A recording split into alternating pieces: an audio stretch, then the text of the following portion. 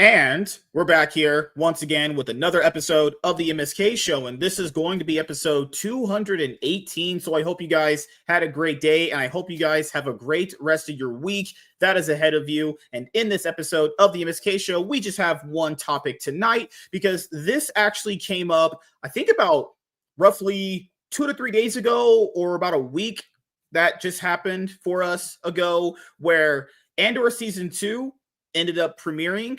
And then this concept of a SA event allegedly happened in the show. And this had a lot of people going absolutely insane. So that's going to be the main topic for tonight, because I actually thought about it long and hard. And, you know, this is one of the things that I actually am going to enjoy going over, because I think there's going to be a lot of weird revisionist history with the Star Wars franchise. That's from my point of view, honestly. But it's nowhere near cheering for Disney Star Wars. I think that shit is absolutely abysmally trash. Literally, I would lick the concrete before I ever watch those three sequel movies ever again. I'd actually literally rather eat iron oxide shit out of his ass raw than watch those movies ever again. Like, if your dog Thor took a shit, I'd rather eat that than watch The Last Jedi ever again, because that's just, what a pile of an ass movie that is. Holy mother God, that movie just fucking sucks donkey ass. But nevertheless, we're going to get to our only topic in a little bit.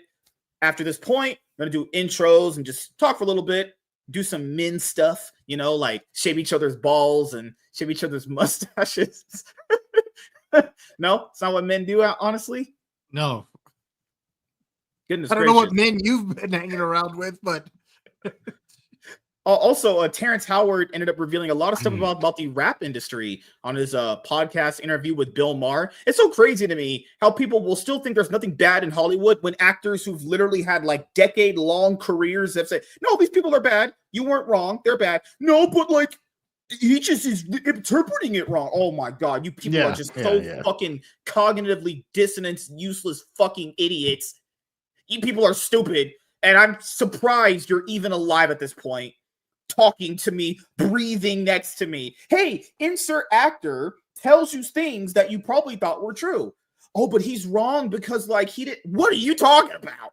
Are you retarded? Like, did your mom seriously just drop you on your fucking head when you were born? Were you born and the doctor just yeet you outside of the hospital? Holy mother of God. It's the same thing that women talk about that men do constantly, where they're like, hey, like, even if we do get attacked, you don't believe us because you know, and that's the same thing. What Terrence Howard just did there is like, hey, these guys are bad. No, but like, he's got no proof though. You guys are literally just feminists. That's literally what feminists do. He's been in the business for like pushing, how many movies has he been in? 30 years ish. Many movies, everything. He's done literally everything. But apparently, no. Let's listen to somebody who does not work in the industry, but has a very strong opinion about it and wants to believe that everything is just fine. I thought we were supposed to believe all black people. I thought all people of color are supposed to be just these innocent people that'll just tell the truth on the white man. Good Lord, you people are just... If I had words that I could say on YouTube for you, I'd be banned. But we'll do intros. Bob loves movies. You know what's coming out this week, man? Thunderbolts comes out this week. I'm watching it Thursday. You watching it too? Yeah, I'll be watching it on Thursday. I'm looking forward to it. I'm cautiously optimistic about this one. I'm not. My ceiling's to the floor. My standards are literally to the floor. Nothing is. Well, that's the thing. I mean, when I say that I'm cautiously optimistic, I'm optimistic that it's going to exceed my expectations in the right direction. You know, not like Snow White, which exceeded my expectations in the wrong direction. But you have expectations for Snow White? That's crazy.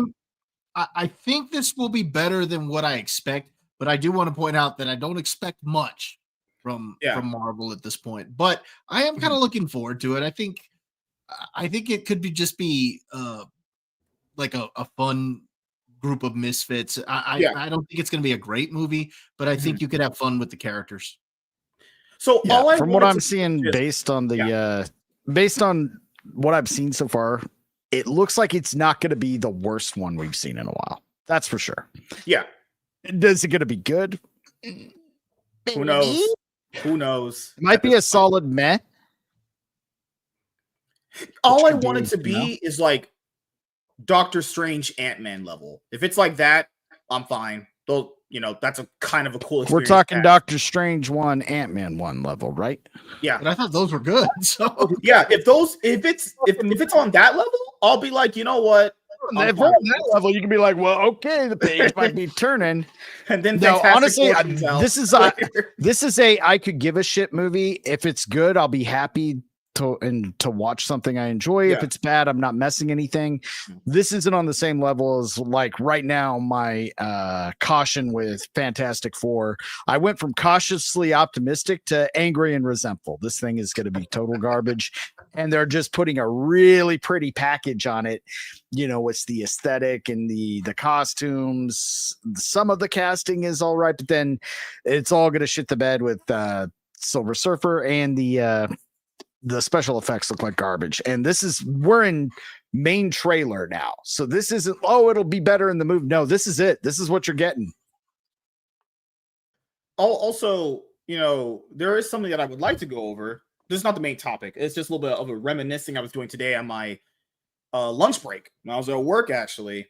Sometimes you guys ever found yourself, watching older things and just going through the comment section and being like, damn, you were there when that moment happened. Keep in mind, a black guy having a job is automatically not crazy, guys. There are black people that do work. However small of a percentage that's debatable, right? But we did pass a milestone a few days ago, actually, for this movie that came out back in 2019 that had all of our eyes on it. It was a much different time back then. And here is your accolade so far. This could increase with many years to come. 6 years ago today, Avengers Endgame released in theaters. Yeah. 2 days ago, Avengers Endgame came out in theaters. 2019 Wow. ended the Infinity War saga, as they call it now, because this is Dragon Ball Z now with the MCU. These are all sagas now. So can't wait to have can't wait to have that Kang saga. Oh, wait. They hired a black guy and he ruined it, because why would he not ruin it? That's all they do is crime. So a black guy doing crime is not surprising to me, But what's crazy about this movie is Tony ended up saying goodbye to every single person that he loved. Said goodbye to his dad, said goodbye to his kid and his wife, made up with Steve after the Civil War incident, got a chance to fight alongside his friends again. I will still never understand why they had to kill him off. Couldn't he have just retired? Could have, but at the same time, if you're gonna kill a character off in an impact, that was probably one of the best on-screen death scenes I've ever seen. I thought it was great. Was it necessary? No, not at all. But if they were putting a big halt on the MCU, like putting it on ice for a while, then it probably would have been better instead of what we got after. Yeah, because the thing with them killing off Iron Man, it actually just hurt them many years to come, because now you just have no Michael Jordan, you have no Kobe Bryant, you have no face of the MCU. And keep in mind, also in this movie, they retired the other face of the MCU, because Steve didn't die technically. He just old man Steve now, and the Steve that we know, the Steve we know went back to have Peggy or whatever. They did all these things for the wrong reasons. They didn't do it because this is the end of the franchise or they're putting it on ice. They did it because this was their segue into old, new, old, different. And that's what we're getting right now. And nobody likes it. Yeah. You could objectively say even the normies are not digging this shit at all. And this is why I didn't like them killing off Iron Man to begin with. Because I told people that back then, when I was with a certain group, them killing off this guy hurts them long run, because obviously if you kill off the face of your franchise, then you would think like, hey, I'm going to replace him with someone on this level. Because keep in mind, no one's even really acted and got into character on his level either, beside, maybe Benedict Cumberbatch has been able to do it, and Tom Holland maybe for Spider-Man technically, but who's been really like Iron Man? Honestly, if they were going to make somebody the new face of the Marvel franchise, they should have leaned heavily into Spider-Man. Spider-Man should have been like, Spider-Man obviously is he should have been the one making a cameo in every single fucking movie leading up to the big Avengers event. It should have been Spider-Man. Yeah, because they finally got him back. He is the face of Marvel. Yeah, even not Sam Wilson Cap, not Riri Wilson, not Captain Marvel. like you literally have Spider-Man. Spider-Man is the face of Marvel, and I think it would have been a slam dunk decision for Marvel to make Spider-Man the face of Marvel. But the problem with movies to comics is obviously Sony owns the rights to the character. And keep in mind, at this moment in time, people forget we almost didn't even get No Way Home because the deal broke down between Disney and Sony at the time. So the fact that we're even getting a Spider-Man 4 is miraculous. But keep in mind, Sony probably saw the dollar signs of No Way Home and went, you know what? We just can't really pass this. Well, they are not putting out any good spider-related property. What are they doing good there? Madam Web, Craven, Morbin Time, none of it worked. But really, the Spider-Man No Way Home was the only good follow-up to Endgame. Everything else, and I mean everything else, has been people have at only least out, just like 2 projects, either awful or pretty bad. But outside of the ones that you talked about, so you had No Way Home, Guardians 3 people liked, and from what I gathered, Deadpool. I forgot about Guardians 3. Yeah, so I really liked Guardians. So what, like 3 movies since 2019? That's pretty bad. You got The Eternals was awful. Multiverse of Madness was probably the worst out of all of them. The worst because of the it's not as Thor, bad as Love and Thunder. That is second worst MCU movie. That movie is because I almost walked out of Thor Love and Thunder because like the goat screaming gag worked once and they just kept doing it. I don't think it worked the first time. Yeah, it was a horrible joke. I mean, to begin with, I like goats. It's like, hey, goats. Because you have that should have been it. Butters and Thor screams like those things. That's why you thought it was. There was never a moment break of the just goofy. It was just like Taika Waititi's, fucking that side of his personality on screen nonstop. I think he took What We Do in the Shadows more seriously than this fucking movie. I think I can kind of guess the reason why he did it. Taika Waititi was one of the first MCU directors to really be going at fans on Reddit. Remember that controversy for Thor Ragnarok where he was like, I'll just shit on your canon if I want to. He absolutely firmly stated around when Ragnarok, I'll wreck your mythos in a minute, baby. That was the exact quote. Yeah.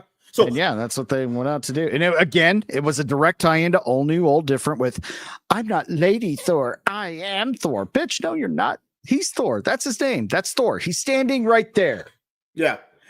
You know what's crazy is like Ragnarok only works because the fans thought Thor was boring. So Taika Waititi's different portrayal of him only worked in that moment. But I told people that's not going to work twice. The only reason why it worked the first time is because you weren't expecting it. It's not going to work again when you expect that to happen. I knew it was going to happen again because he was going to try it again and be like, hey, we did it the first time. It really worked very well. And it didn't because he took what he did the first time and took it up to 11 when it really the first time it needed to be dropped down to about an 8. Yeah. So if he was at 10 on Ragnarok and then he brought it up to 11, really everybody's bitch about Ragnarok. They're like, well, I liked it. They could have just taken it a little more. There was some serious moments in Ragnarok. You had the moment with his dad. You had the moment. I don't hate that movie at all. I like it just fine. Yeah. But if you're looking I didn't particularly like Ragnarok, but I did think it was funny. It's one of those that I laughed at, but when I walked out of it, I was just like, I just don't think that the style of humor really fit.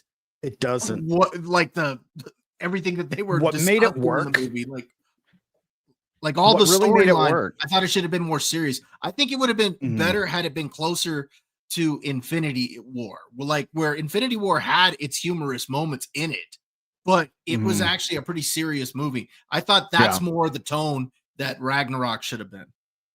Well, and why Ragnarok did work when it shouldn't have with that tone and those characters, I think what a lot of it had to do with Loki and Thor, those actors' chemistry together. Oh yeah, because they were just they knew what they were. Okay, this is what we're doing now, and they just went for it, and they went for it good. They had the snake story was great. Their interactions were on screen. They're just fucking on fire every shot. Oh yeah. And this one didn't have Loki, so they had nothing to lean on. Those two actors didn't have each other, so there was no balance. There was no. They had none of the actors in Love and Thunder had chemistry. Like Natalie Portman and him have zero chemistry. That storyline, Ragnarok, is a fairly serious type of storyline. Oh, yeah. And he just completely like Ragnarok. The reason why people like it's funny. It's actually very funny. If you still rewatch the comedy element is still very fun. The series there's very few serious moments in it, but they're fine. But it's the overall aspect of like he really turned Thor into an absolute completely joke. Like Thor went from boring to a lot of people to an absolute joke. And when you go to be an absolute joke, now it's hard for people to take you seriously again. You know, unlike me, and I'm the serious. I don't get the Thor being boring. Fucking, I never got it either because I never got it. Yeah, the first Thor film is fucking great, man. And I don't even. I know a lot of people hate Dark World. I didn't hate it. I liked it quite a bit. Yeah, he really gave you that like mythology part of Thor that I thought he really needed. And then fucking hell, man, just to see where things are at, it's crazy because all the MCU fans were like, we'll never be like DC ever again. We'll never be like them. Man, those takes age like complete actual goat milk. Yep. Not only are you like DC right now, your movies perform just as bad as theirs, if not worse, because DC has their own level of worse they like to be at. But no, your movies perform just as bad. Honestly, like the thing with the MCU was like they could just take not known characters and make them household names. Keep in mind that was only like a few characters anyway, and then they turned that to their whole brand. It's like, well, if you can't even make movies for characters that are not known, which is what your original narrative was, then what are you good at then? Because big characters will always draw a crowd no matter what. So their other element was, we'll just take a random character and make it a household name. And this thing a lot of people don't get is like a bunch of underknown characters aren't that interesting, guys. Because if they were that interesting, you'd hear about them. To be honest here, you know, and you can't take every single one of those characters and make them household names. Very specific people can do those things. Like James Gunn can. He has talent. You think Chloe Zhao has talent? So what Eternals was. Not everyone is talented. Is what I'm trying to bring up. It takes a truly talented person to make something like that pop. I mean, didn't James Gunn make Peacemaker pop for a lot of people? Yeah. From what I hear, he's a pretty talented person. Okay, not going to be most women in Hollywood because women suck at like everything, but. I digress. It's one of those things where, people are like, oh, we're fine with Anthony Mackie being Captain America. You sure were. Movie flopped like hell. You sure went out and supported it. Good, congrats. Good job, guys. You really made that movie flop, just like my dad's appearance in my life. 0. So, I don't know. Hopefully Thunderbolts was good. That's all I'm hoping for, because Brave New World didn't hate it when I walked out of it, but I was like, man, this is just meh, honestly. Just meh. Yeah, you're just like, man, it's the same kind of like spiral the MCU is currently at right now. DC, speaking of James Gunn, people were sharing this like thing that the actress supposedly said, which had no link to a source. And it's like, are you people just, I feel like people on the internet are just quick to believe anything without actual sources, So if someone, guys, post something that someone said, usually there's a link to it, okay? So if you guys just really click on it, there's no link to what she has said about anything.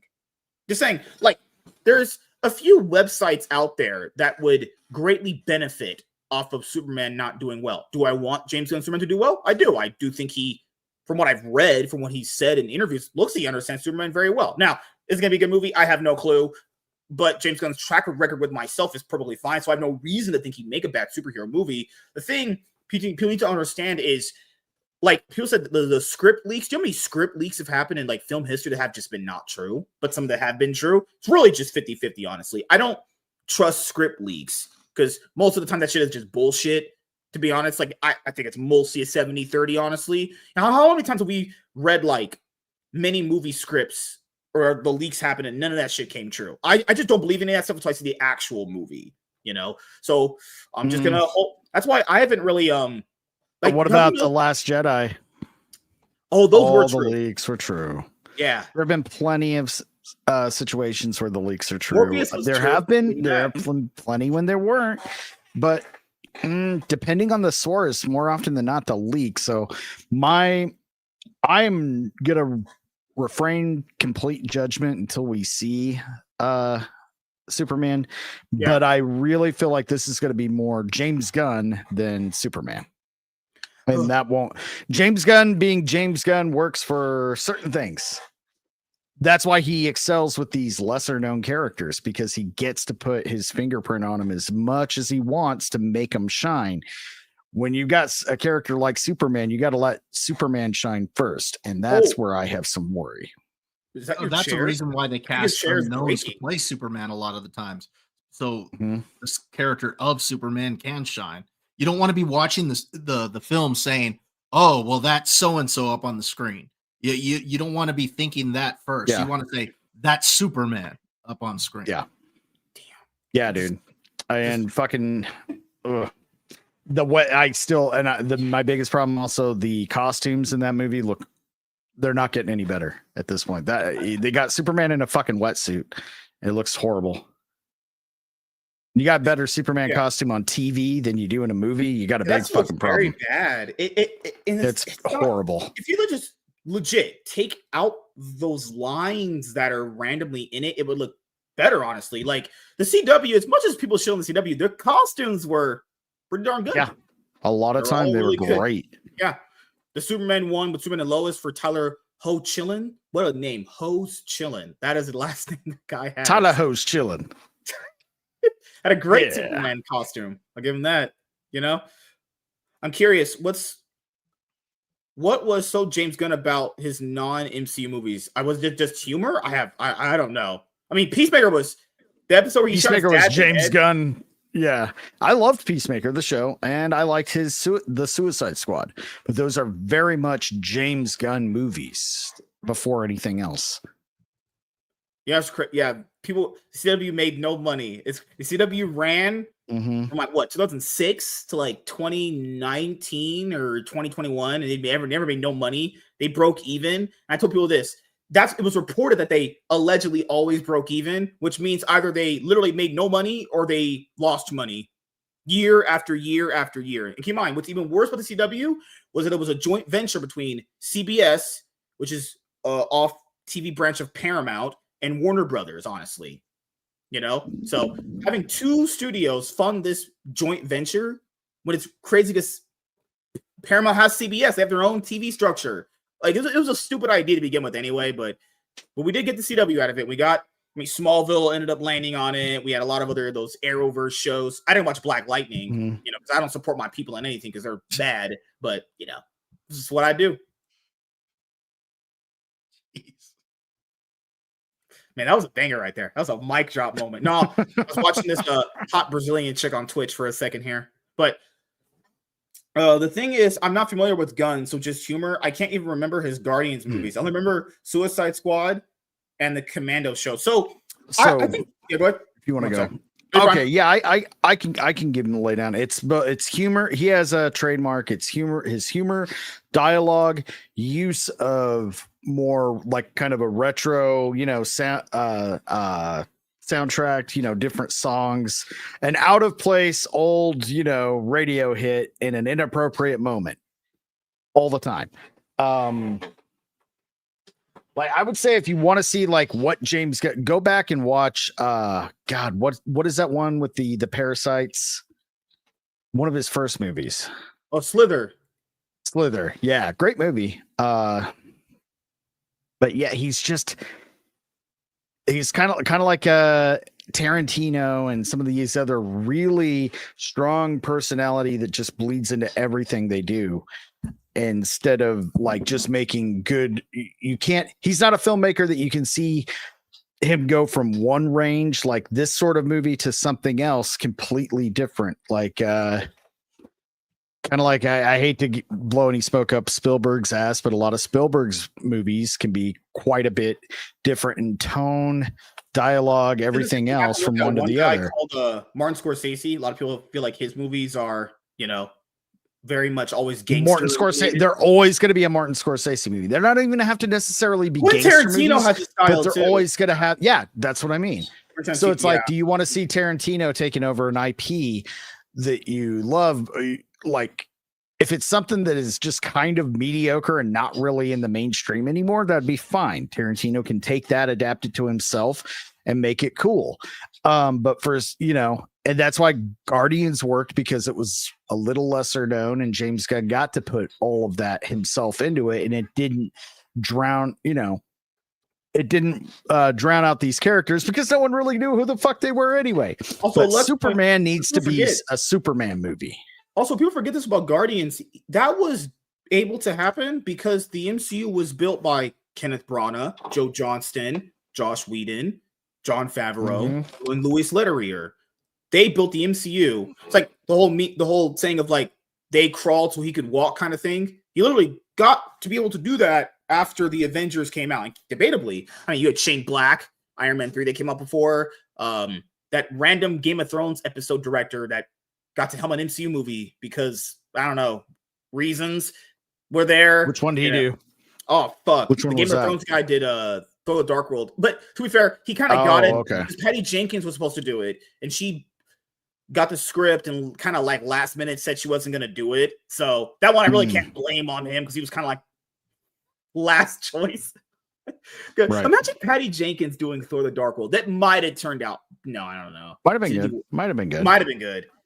But she did do Wonder Woman 84. That was fully written by her. You know, people said that Zack Snyder basically ghost directed Wonder Woman for like the action scenes. Yeah, looking at the way 84 turned out, those Patty lady, she looks very attractive. She's a MILF, you can tell. I'm glad you brought up Zack Snyder. That's another reason why, the DC movies don't work right and haven't, is because the directors they're picking are putting Zack Snyder's putting too much Zack Snyder and not enough Batman, Superman, Wonder Woman. Let these characters be front and center first, and then just kind of subtly put your own personality and spin into the storytelling, not just drown it out with just this is me. You know what I mean? Because the Zack Snyder movies are just Zack Snyder. It's just fun. Like, the more you think about it, it was such a wrong choice to be a Kevin Feige for DC. Such the complete off. If he did like a Justice League Dark kind of thing with characters like maybe like Owlman or some shit, whatever. Doesn't matter. Like he should have been a one movie director and then flopped between different directors. That's what they should have done from the beginning instead of Man of Steel, Batman versus Superman, and then Justice League. Do you remember the video him and Jeff Johns did when they had all these movies at the slate? The reason why he's probably bitter, he was Kevin Feige. He literally was going to be that. He got basically he's doing whatever the fuck he wanted, and then they basically went after BVS. You got to go, buddy. Your movies stink hard. Hey, in all fairness, though, to him, I mean, they did start interviewing with BVS even before it was done. I remember. I don't want to sit there and put all of that on him because I do think that the director's cut is significantly better. Oh yeah, it is. It is than the theatrical cut. Now that being said, I don't necessarily think that that the director's cut would have made a ton of money had they released that in there. I'm not saying that would have been, like $2 billion or anything like that, but I do think that it probably would have made more than the theatrical cut did. Because I do think it was a better film. I don't think word of mouth would have been as bad. Bob, are you one of those Snyder bros who thinks that he actually put out his Justice League version, he would have made $1 billion? Here's my thing when it comes to Snyder, and I've heard somebody else say it this way, that Snyder is like spicy food. You either like it or you don't. And that's the way that he is. And that's why he's got a very passionate fan base who thinks that he can do no wrong, or you've got those that swear that he can do no right. I kind of come in to the middle because I agree with you. Because I think there's some movies that he's done really well with, and I think there are others like Rebel Moon that were absolute ass. But I mean, Watchmen's a fucking masterpiece. No, I'm sorry. You want to talk about a piece of shit thing that he's done, and no disrespect to Zack Snyder, because every creator is going to have their best product, and they're going to have their holy fuck, what the hell was this product? For me, it was Twilight of the Gods Netflix. I never saw that one, but I heard that was bad. Fucking bad, dude. It's so bad. I gave up on him. I was like, you know what? Maybe your DC stuff wasn't for me. I know for sure the movie sucked ass. But Army of the Dead, that single-handedly is one of the worst movies I've ever seen. That movie is bad. And then someone's like, why do you watch Rebel Moon? Because I watched Army of the Dead, and I didn't want to waste 2 hours of my life. Army of the Dead either. Yeah, I didn't want to waste 2 hours of my life watching his Star Wars movies, essentially. No, I'm good. I can be good on this person forever. And then, remember, the Oscars were trying to get ratings so hard. They nominated Army of the Dead for Movie of the Year. Oh, no. What was so weird is that I definitely turn my head sideways when I hear people hating on Watchmen, because I generally thought Watchmen was pretty. Honestly, it was pretty on. It was on point to the source material outside of the masterpiece, dude. Yeah, like it was really good. Yeah, and I you got the people that hate. You have the people that hate on Zack Snyder, just to hate on him. It doesn't make sense to me sometimes to do that. Like if you're gonna dislike a product, you got to come on a fan aspect, which a lot of us in this chat, we're hardcore comic fans. We're in it. I don't read comics, dude. I was told I don't read comics. Well, Link, we read the stuff. We loved it. We love it, and we can go ahead and compare it. We can Frankenstein, figure it out ourselves. So, it's so hard to. It's a pain in the ass to divvy up the fan base to figure out which is which, because they all fluctuate into this one big melting pot of shut the fuck up for me. Because oh my god, the only reason why I truly just don't like him is the shit that he pulled on the Jeremy's Geeks and Gamers channel. Yeah, this will never be someone I'll ever. Yeah, I heard about that. Fuck that guy. His movies were already bad, but I was like, you know what? A person makes bad movies. He himself literally is such a retard. You can tell he read half of a comic book. So in The Dark Knight Returns, the reason why Batman can fight Superman, guys, is because the suit is super powered. Okay, he admitted in an interview for BVS that suit is not super powered. Okay, so just think about that logically. How was Bruce fighting Clark then? If Clark kryptonite gas. If Clark simply flicked his finger, that whole suit would shatter if it's not powered by anything. What in the world logic is that? Just disgusting. This guy could have been a combination of both the powered suit and the kryptonite gas. That would have excused putting him on an even playing field. For me, it was the stuff he was saying on Joe Rogan's podcast is what really got me. I thought that was pretty off the chain. I was like, I don't know, man, dude. Like, you should have just kind of just kept quiet a little bit and just let your product speak for itself. But now, when you're talking and people are going to see this, they're definitely going to like dislike it even more. Dude, you guys remember with Eternals? Before Eternals came out, Chloe Zhao, I guess she's a known Zack Snyder fangirl. She was like, Zack Snyder is the blueprint. Oh my god, remember that? Yeah, she literally coined Zack Snyder as her blueprint for what she did with Icarus in Eternals. Yikes! Yeah, yikes! That's all. Just red flags everywhere. Well, I mean, the Eternals failed. One because it's just absolutely abysmal. It failed because no one knows who the fuck they are, and to be honest, even in the Marvel, it failed for more reasons. Oh yeah, 100%. But just to start, I mean, like, dude, so you ended Endgame, right? You're on a high note. Everyone's off of that adrenaline rush that they're trying to get over, right? And whether or not people liked it or not is besides the point. But everyone's got that adrenaline rush, and then next thing you know, you're like, hey, we're gonna give you Eternals. Like, everyone's like, what? What the fuck? Mm-hmm. Like the acting choice, the actors they got for us, they were great actors. Like, but what the fuck, man? Like, it's not the actor's fault. So awful. Like, this is something that happened in Eternals that broke my entire brain for the reason why that'll always be the worst MCU movie. So in Eternals, I know you guys watched it. Arishem, where the fuck he was, a celestial god, tells Big Titty Chick that they're these beings that have to come out of the earth and they have to be born. All right. This has to happen with the Ascension. So the Ascension starts toward the end of the movie, and then the Eternals stop the Ascension. Then Arishem comes and takes what the chick played by Gemma Chan, that run it down garbage actress, and her fucking boyfriend. So wait a minute. Whoa. he could just come and stop the plot. Worst MCU movie ever. The guy literally says, this has to happen. This celestial has to be born out of the earth. So we get the giant hand coming out of the fucking ocean, right? Yeah. So he let them stop the ascension, but then came back to absolute worst MCU movie by far. That is the dumbest. That is trash. That bitch ran it down in that script phase. She wrote villain here, plot here, X here, butt fuck me here. That's what she wrote. That's the worst MCU movie by far. Blood of Thunder is stupid, but Eternals just logically broke my brain. And then it did save people's lives. So yeah, it's caused a lot of tsunamis with that hand coming out of the ocean. Oh God, I'm actually just one topic away from driving myself to consuming alcohol and being a fucking alcoholic myself after watching that pile of dog shit. Also, why did Icarus fly to the sun? Remember he offed himself by flying. Why did he do that? Why did Icarus fly to the sun? Make no sense why he did either. Horrible. I don't remember any of the plot points because there weren't really that many to remember. So there was a plot. Oh shit! I thought it was just garbage.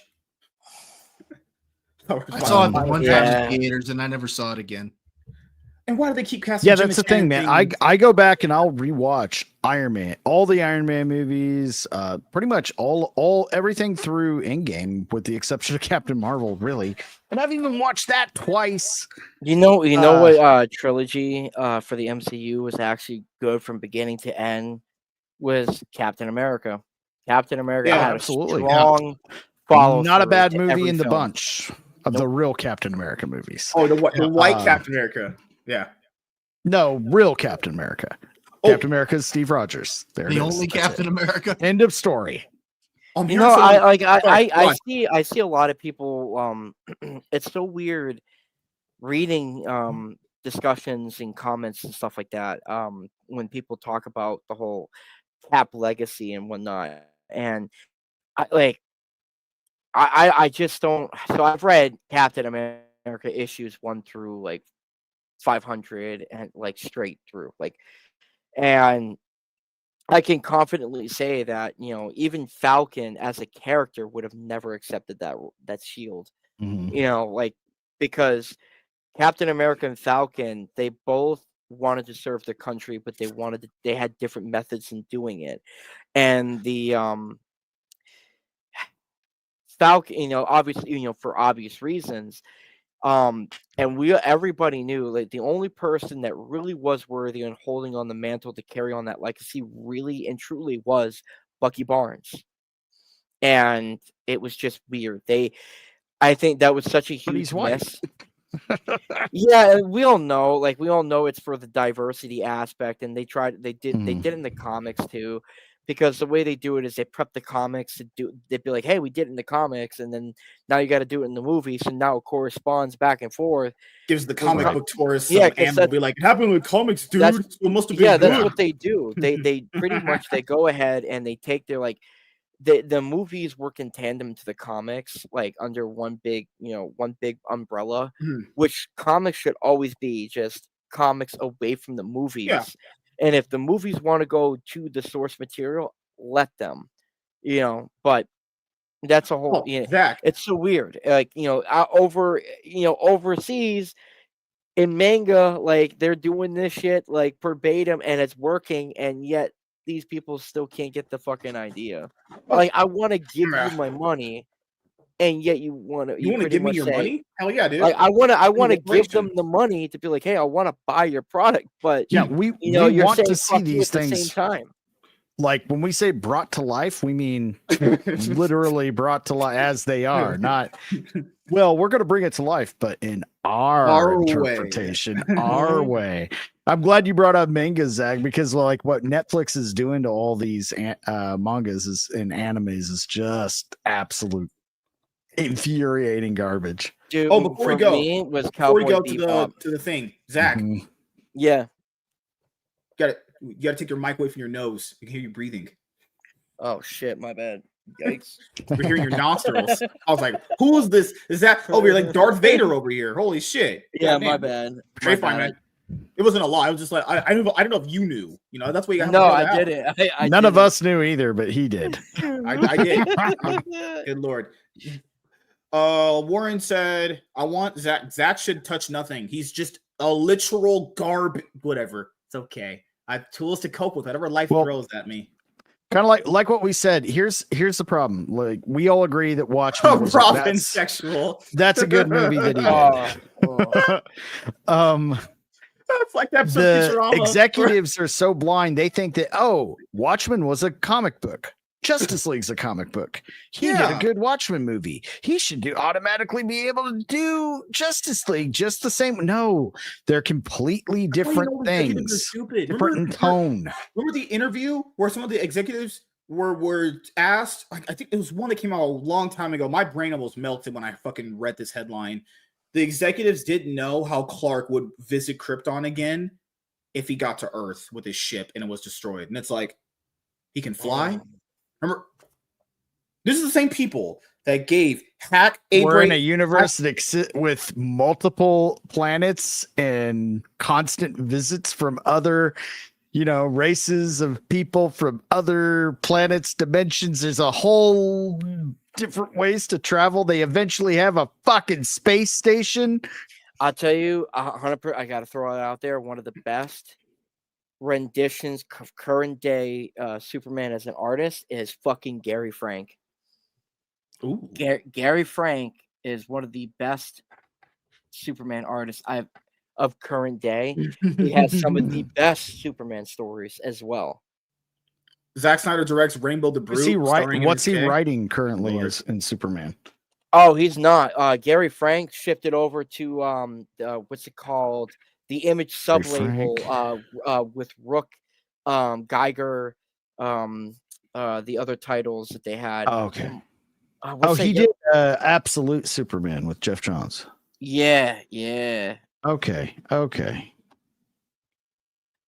Yeah, you're right. Yeah, dude. Yeah, I knew his name for the headline in Ghost Machine. Ghost I was like, Machine, I remember you. Gary Frank. Yeah, I was like, Gary Frank. I was really trying to remember. Like, I know I've heard of that fucking person's name. Dude, I promise you, bro.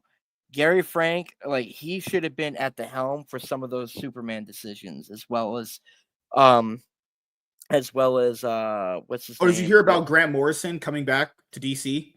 Is he really? Yeah, he's gonna come back to DC and do a Batman book. Some people say it's gonna be a sequel to the Arkham Asylum, A Serious House on a Serious Earth. I have that book. I tried skimming through it to see if I was gonna read it. It's a very weird book. It definitely gave me something different than what I thought it was going into be getting. Oh, is that that graphic novel where Joker's wearing heels? Yeah, some people think it's going to be a sequel to that, or it's going to be a different book. I think he should do a different kind of story than that, but that's the thing. So I'm all for it. I want to talk about something here that ended up happening with Star Wars. I got to get ready for video mode because there's going to be a lot of talking about Star Wars. People came here for the title. I know. I have to. Let me ask you, when you do this, yes, right? Doesn't it you off or something? Doesn't it get you guys absolutely exhausted talking about Star Wars? Like, because to me, I love Star Wars to death, but it's dead in the water ever since Disney touched it. And I've learned to accept it, because no matter how much hate or how much like frustration I show as to like how much they massacred the stories moving forward, that like there's just nothing will ever change it. No, it's dead and not coming back, in my opinion. Mm-hmm. Just like my dad. They have ruined it to the. I don't even want I should be in the theater right now watching Revenge of the Sith. It's one of my my favorite movies, and I haven't watched the originals in years, and that is we used to do it at least yearly, if not every other year, and even that was rare. It'd be like, okay, we gotta hit the trilogy, we gotta hit the old trilogy, even the prequels. Hey, nope. I'm just pointing out that I love doing it, and I love shitting on it when this is not technically actually shitting on Star Wars. This is actually bringing up a conversation about the actual franchise itself, minus the Disney stuff, But 1 second, I'm hearing myself a little bit on someone's end. Who's that? Oh, yeah, there's an echo. Maybe it was Zach. I don't trust him. He's Mexican. I'm just kidding. Fuck MSK, and let's see if you got an echo. Hello. I would like to lick a woman's butthole and dig her shit out? Bob, would you like to give me a taco? No. Oh. Fucking bastard. Okay, Star Wars Zach, has been dead for a long time. It's probably coming from my mic, honestly. You're good. Oh, okay. You're fine. I hate you enough. Oh, goodness gracious. What? Why are we talking? Oh, Chloe, specifically speaking, this is going to be fun. You guys are going to enjoy this. So give me 1 second. I just had someone message me that I completely forgot that I said was going to happen. I told the person this was going to happen this week, and I think I clogged my brain with arteries or something. All right. I'll read that later. So, in the spirit of Star Wars and shitting on it, I just love doing it. So, when you guys do watch this on a replay, to go and like Zach, do you have a YouTube channel or anything, or you just? No, I just have a Twitter. Okay, I'll just link the Twitter when the video's just out there. Okay, and then for Bob and Iron, I don't know. I can't give you guys clout. You guys are getting too powerful, like Palpatine. You know, you guys are gonna take over the Empire. Honestly, you know. But who's the rule of two? I'm not a Padawan, so I'm definitely the leader. So someone has to be my other apprentice, honestly. No, I'm Galactic Federation all the way. Something that might make you guys laugh about the character of Galactus, the one that you're using for the Fantastic Four movie. Read how Jack Kirby created that character. This is the funniest thing ever. Man said he went to church and he had a vision in his dreams. What? No, on some real shit, dude. There are some individuals in this world that are truly fucking gifted that, like, if they're going to say some shit like that, I 100% believe them. Like, oh, yeah. 100%. Oh, yeah. Because, like, dude, and, like, for me, Kim Jong-un or Kim Jong-ji, I always forget the lot because he passed away on an airplane. You know, may he rest in peace. Kim Jong and Jack Kirby. Those two were absolutely gifted for. A lot of people go to church MSK. No, just read. I remember reading a quote as the reason why the inspiration he got from creating Galactus, and I just laughed. I was like, this man is mentally insane. But I loved it because that guy definitely influenced a lot of comic books, actually. Yeah, I'm gonna have to mute. Oh gosh, I'm definitely black. Wait a minute. This is what Disney did. I want to give you guys a perfect representation of what Disney did. Great! Plan B! This is for everyone you've killed! England murderer! Hold your fire! This man isn't black! What? DBZ out of context. Great. That was actually in context in Super. Not kidding. Kind of. And keep in mind, Goku isn't black.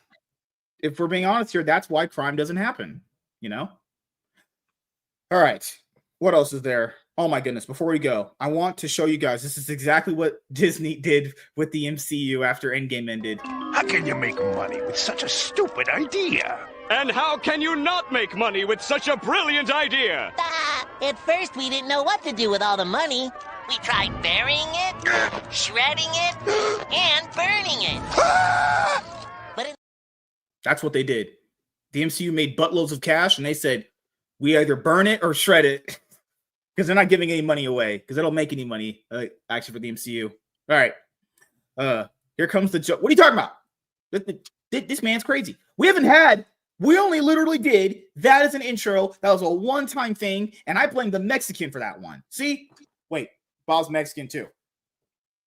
I dated your guys' peoples before. I dated a woman from your guys' ethnic background, honestly. Or, no, ethnicity background. So I dated you taco ladies out there. So I know how all you guys are, honestly. You know? You guys sure do love to spit your little bars of Kendrick Lamar rap to your Colchina friends, honestly. No? First time on the show, Zach? First time in a hot minute, dude. Yeah. In case you forgot, this is what it's like here. I think it's been a year? Like, it's been a year. Yeah, the next time I said you were gonna be back, you ended up leaving me like my dad. Yeah, I'm like that's unscripted. Sorry. No, pretty much for me, it was. I think the last time I was on the show, I was promoting my book on Kickstarter at the time. Hey, you were. Yep. Yeah, but I'm gonna go check that out. I'll be right back. You're good. Good. All right. Just like that, he was out of your life forever. All right. Let's have some fun here. So, hey everyone, I am MSK, aka Master Swag King, coming at you guys today with another video. And if you guys are returning viewers or new viewers, then please consider subscribing to the channel if you have not already. Leave a like on this video if you enjoyed it and comment down below. Also, make sure you guys hit the notification bell. That way you guys can get notified on whenever I upload a brand new video or go live. And in today's video, we are going to be talking about Star Wars once again. So, I know a lot of people out there have said Star Wars is dead, but that's not going to be the conversation we're going to have today. It's actually going to be a lot more different. So Star Wars has always been for fucking losers and nerds, you know, growing the little rat tails out, fighting with their little disgusting, stupid lightsabers in front of people, being literally just fat, disgusting, smelly nerds. It was always a franchise for losers. Now, you know, eventually myself, because I'm a Chad and I'm a top G and a Riz master and I always have money and I'm very famous and successful. Later on in my life, I did watch these movies and I watched everything from the original trilogy all the way to literally rewatching The Last Jedi, and I will never do that ever again. I'd rather hang myself than watch that pile of fucking horse shit ever again. So, Andor Season 2 ended up coming out. Now, keep in mind, this is what I've kept this promise to you guys since I had my original YouTube channel way back in the day. And remember what I said for my OGs out there. I am never watching a piece of this media ever again after they destroyed Obi-Wan. And I haven't. I haven't watched Andor. I haven't watched Ahsoka. I haven't watched any of that trash. Mandalorian Season 3, all that's gone. I haven't watched any of that garbage. So, apparently, there was this implied grape scene in Star Wars Andor Season 2. Now, keep in mind, this made a lot of headlines.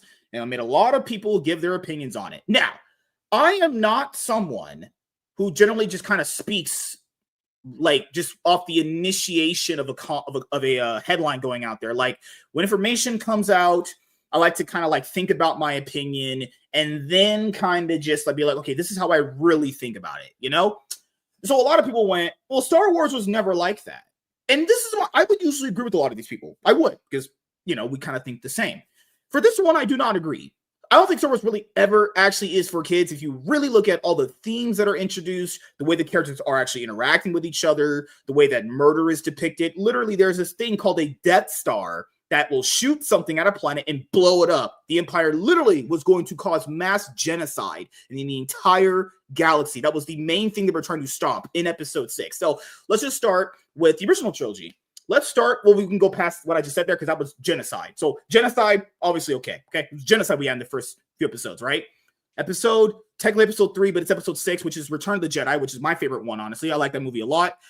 Leia is Jabba the Hutt's sex slave. Now, people are going to say, but as a kid, I didn't know that. Didn't matter. It was still implied there that she was his sex slave after what happened in Empire Strikes Back. I mean, she literally is basically wearing, like, no clothes, honestly. And he has her chained. So we have an implied sex slave there. That's just in Return of the Jedi.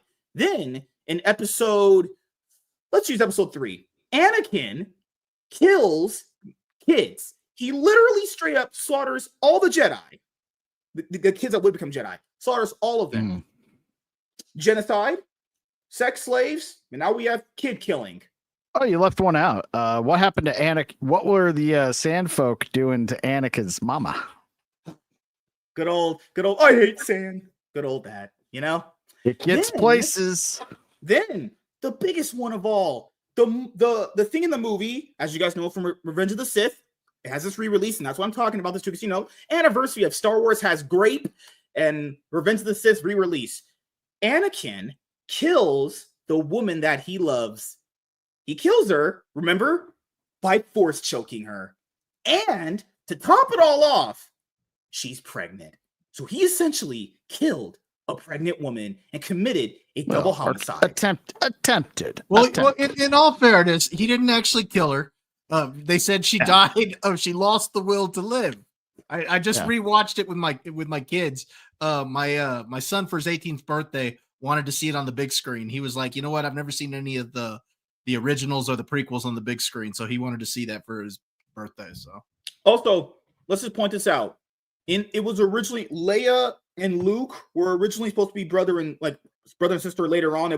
That came as a later thing, but weren't they supposed to be lovers initially? So like she kissed her brother. So we have incest. Well, they definitely wanted at least an implied love triangle with Luke, Han, and Leia, and they pulled that off successfully in the first movie, a little bit in the second, but the second one they leaned heavily into the romance between Han and Leia. So that got established by Empire. And having them be twins and everything else, they were pretty much sure that's where they were going by Return of the Jedi, but there was still they were still kind of spitballing ideas. They had a basic plan, but they didn't have anything in stone until they were ready to go with each movie, but they had enough in place that they knew all the different directions they could go. There was even a version of the story where Luke completely turns to the dark side and Leia ends up fighting Luke in the final battle. That was a possible conclusion to the story that didn't happen. Anakin got Mace Windu killed. Trying to forget. Got him killed? No, he straight killed Mace Windu. Mm-hmm. Yep. So he had that moment to choose between his good master and the one who's promising him free shit. See, this he went for easy route, free shit, dark side. So people are going to ask me, what is the point? The point is, the reason why I do not care if Andor had Grape in it is because Star Wars itself, if you even watch the very first movie, has very heavily implied disgusting things about it. Now, let's stop you right there. And some that are pretty much implied. There. Yeah. Implied. Yeah. This stupid show that also is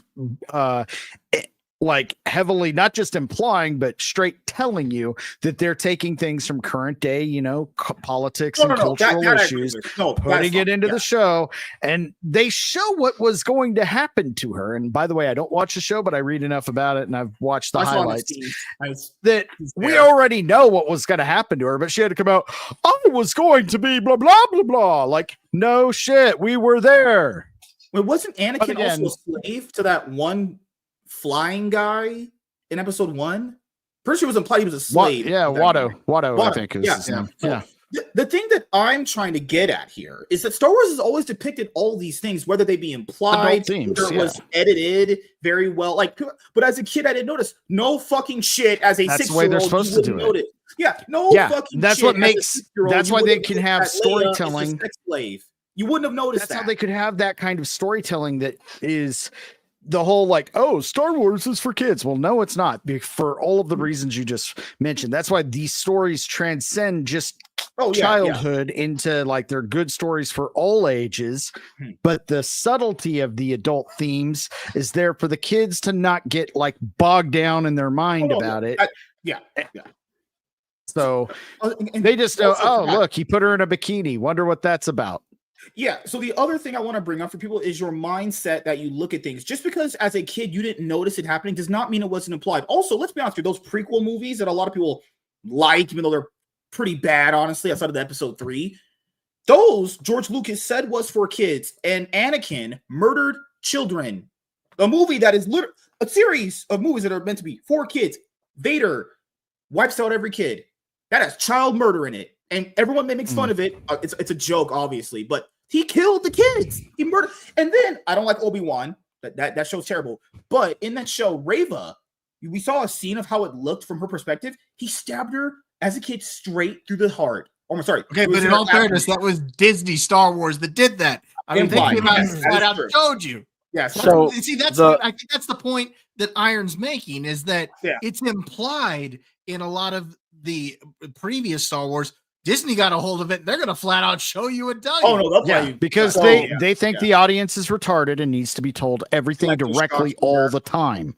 All the time. One of the biggest things too is that there's actually, if you really break some of these things down, there's no real consequences that are long term of anything. And what's funny, I picked, so my daughter is Frozen. Frozen 1 and 2. She watches on repeatedly. And I absolutely, I sit there and, I'm sitting, as a father, I'm sitting there and watching it with her. And then I'm into the story and I'm thinking to myself, these movies was the biggest Disney films at the time, right?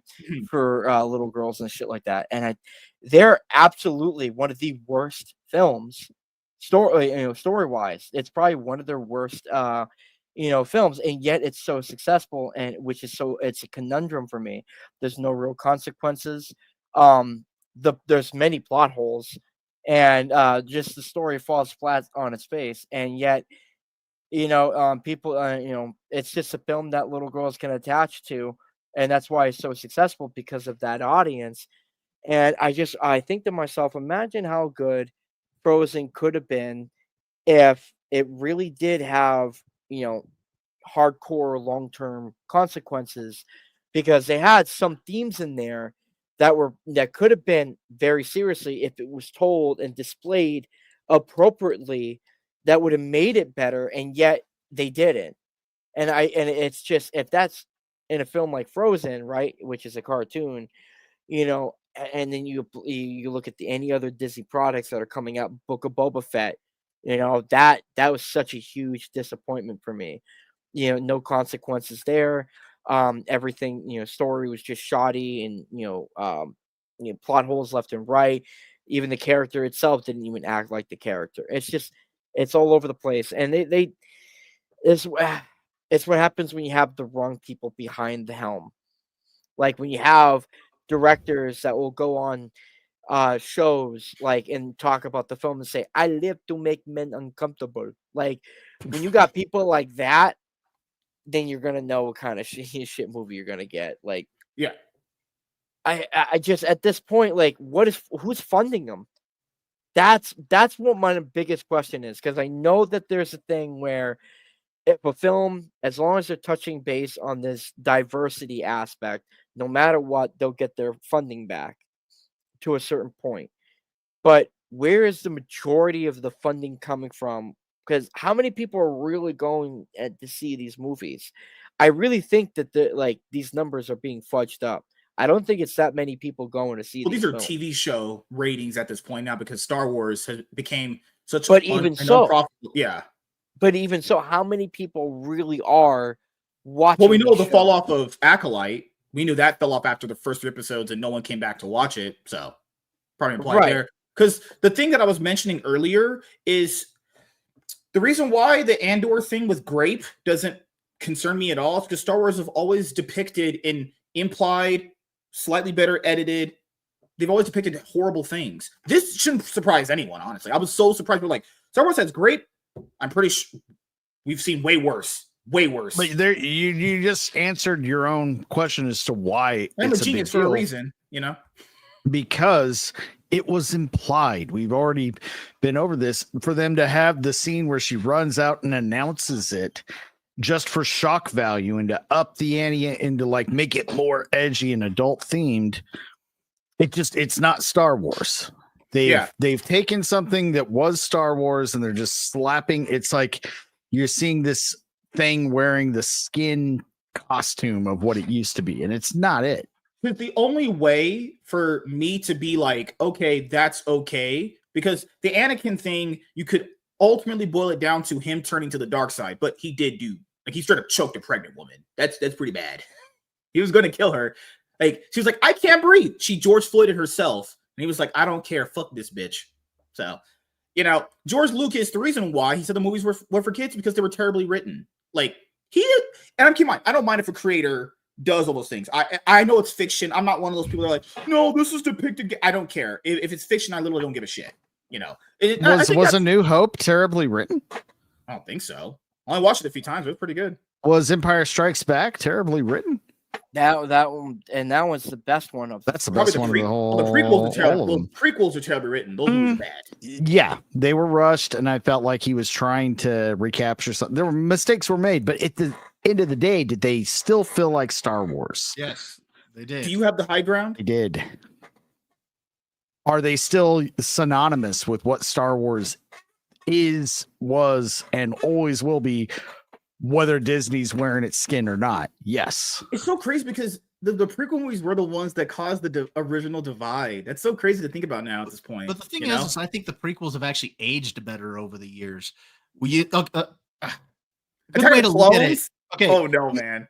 We're celebrating the 20th anniversary of Revenge of the Sith. Oh, for sure. Just made over $40 million globally. Just on a re-release. On its re-release. Yeah. I don't hear anybody talking about the 10-year anniversary of The Force Awakens. Hell yeah, man. I'm watching it this year, re-releasing in theaters. That's my favorite Star Wars movie.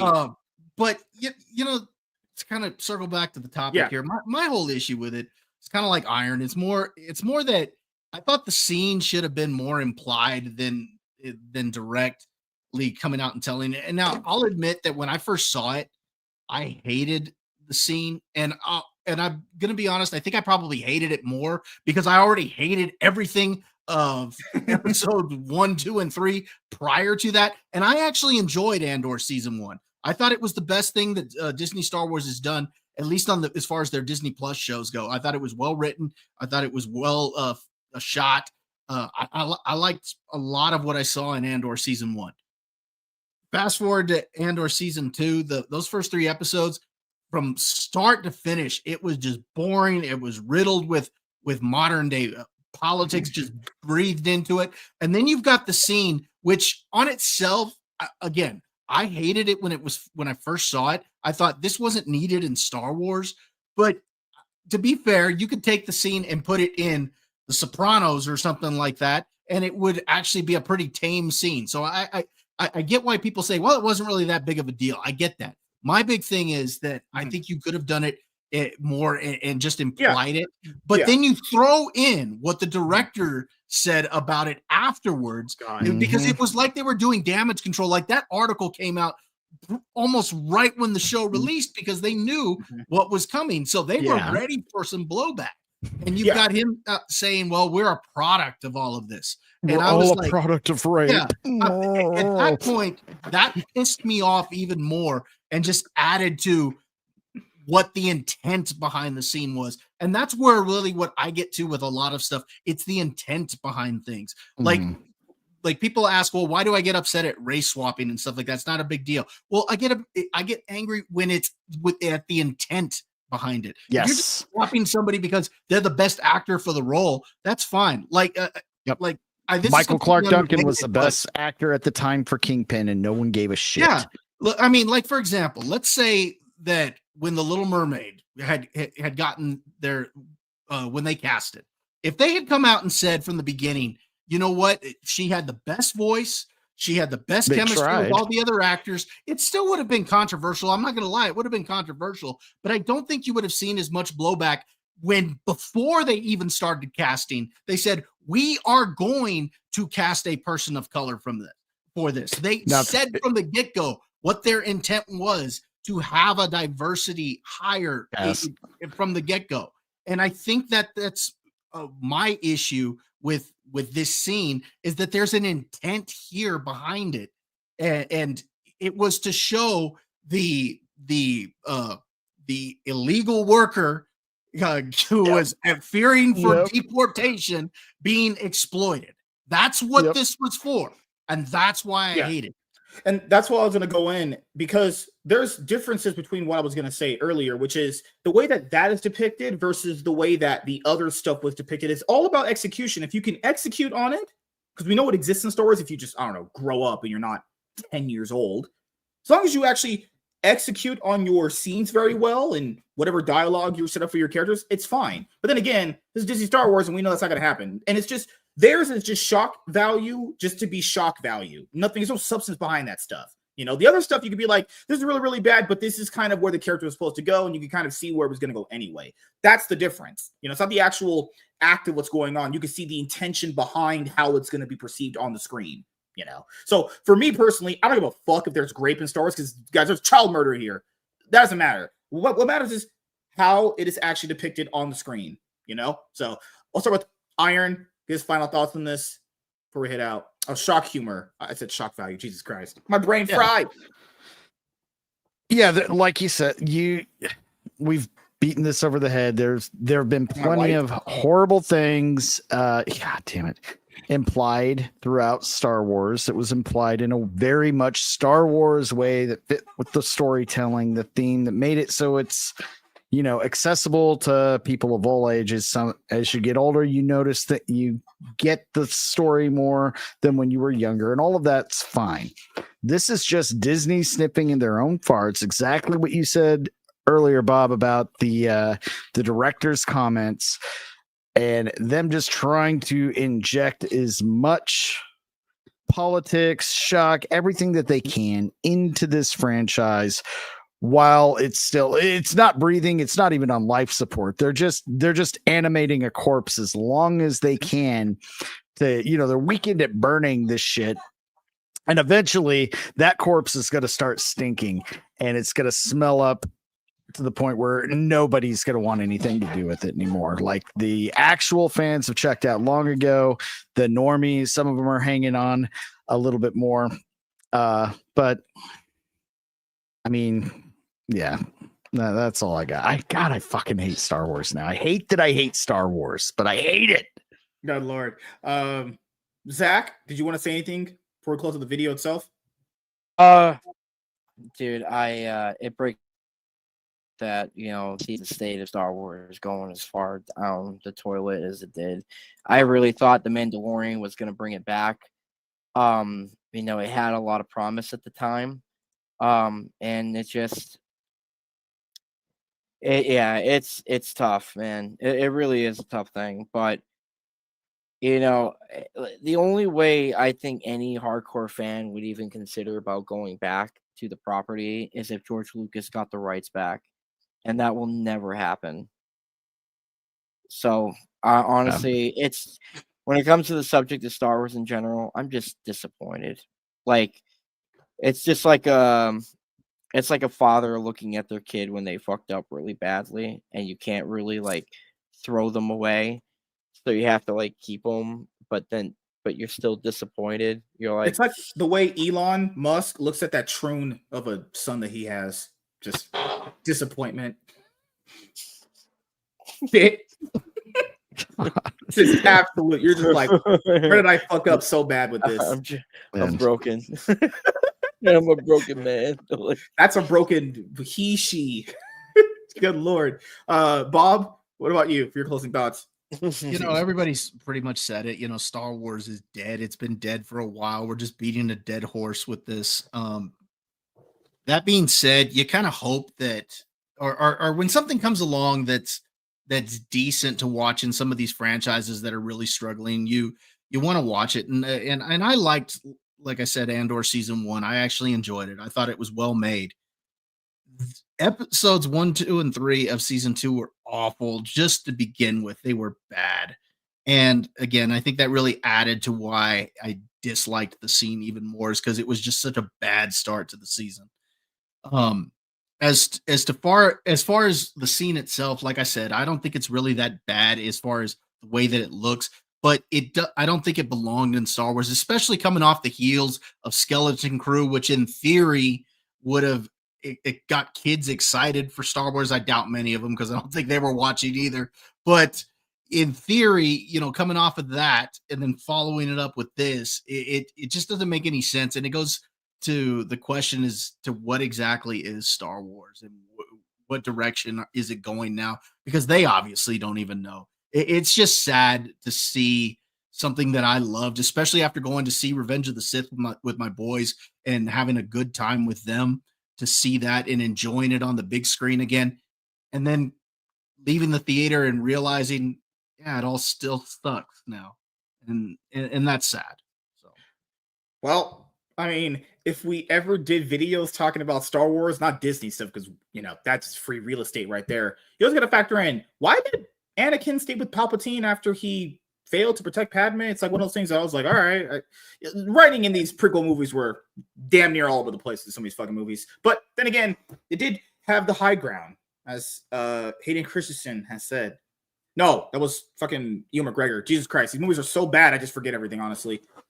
But as for me, Star Wars is pretty much all over the place when it comes to depictions of things. But if you were ever a fan of Star Wars, you were a nerd, you were a loser, you didn't get girls in school, you were always the person that no one wanted to be around, unlike me, the Chad, who had a Lamborghini, drove out to Las Vegas and blew bitches' backs out, honestly, every weekend, popping bottles of champagne, hanging out with like rappers and stuff. That was me, honestly. I wasn't, fidgeting with my lightsaber with my other close friends. No, we weren't clashing swords with each other that would blow up, honestly, or you use the Force to pull a black person away from doing some crime. That's what people should do. If we had the powers of the Force, pulling black people away from doing crimes or gangbanging or whatever these fucking people do nowadays with their crime statistics. But yep, that being said, thank you everyone for checking out this video. If you guys are returning viewers or new viewers, then please consider subscribing to the channel if you have not already. Leave a like on this video if you enjoyed it. Comment down below. Also, make sure you guys hit the notification bell. That way you guys can get notified on whenever I upload a brand new video or go live. I'm MSK, aka Master Swag King, and we're going to sign out, guys. See you guys later. Peace. Wow. God. All right, everyone. Bedtime for me. I'll be on MSK show tomorrow at 7 p.m. EST, so you'll get to see me roast him all show. Oh, good night, Laps. Yep. Can't wait to give that man fresh, hot L's, actually, tomorrow. I just destroy this guy every time we have a conversation. He's just licking my boots after they're over, honestly. Can't wait to clap this guy. I'm the king of trash talk over here, All right. Laps did want to ask this to us, I think earlier, but we were in video mode, so I didn't want to go over comments. He said, how many people actually enjoy it, but just live in echo chambers? I think he was talking about versus like the discussion around Star Wars and fandom. Like, how many people actually enjoy it versus like, do you just only hear stuff in your own group? Oh, I see what you're saying. Okay. Yeah, that's a fair question, but no, I mean, I've got like a good point. Straight, like I won't watch anything Star Wars at all. I checked out before Obi-Wan even. I already had the feelings I have for it now then, but Strider, he enjoyed, like you, Bob, the first season of Andor. He's sticking it through this season. He isn't quite as black-pilled on Star Wars as me. He still wants them to turn it around and start making good Star Wars. And that's fine. So there's the echo chamber can be real, but not always. I've heard some people say that those that have seen the whole season say that it gets better as it goes on. But like I said, I thought the first 3 episodes were awful, and they were just boring, and a lot of the stuff just didn't make sense at all. And then you throw in the scene, which again was tied into modern day politics, along with the director's asinine comments. That just really made it all worse. At least for me, because again, I was actually looking forward to season 2, because when it comes to Star Wars, it's all dead to me, but I was looking forward to this because I enjoyed season 1. Mm-hmm. He says, see, that I understand, because when I don't like something, I don't watch. Yeah. And that's been proven too. A lot of people, I mean, given recent movies, box office performances, outside of the ones that do well, the average person is just not checking it out. Is it based off like even I don't like or I don't want to watch to just you have no interest? Like, because, over time, you have, as people, as you grow up and you just have more responsibilities, your interest fades in something so quick, honestly. I mean, it's a mixture of a lot of things. It's not just a one-to-one comparison, And to go back to the echo chamber thing, you see that a lot on the other side too. The overly there to defend every decision Disney makes as far as Star Wars, and they're the ones to throw out the usual insults to anyone who opposes it. You got to wonder with them, just like, are you guys hating just to hate because you hate it now? But are they liking it just to promote said thing? So it kind of goes both ways. And I think people need to be objective and look at something for what it is. And even if I love the messaging, but this shit sucks and it's not Star Wars. I wish one of them would be that honest to actually say that.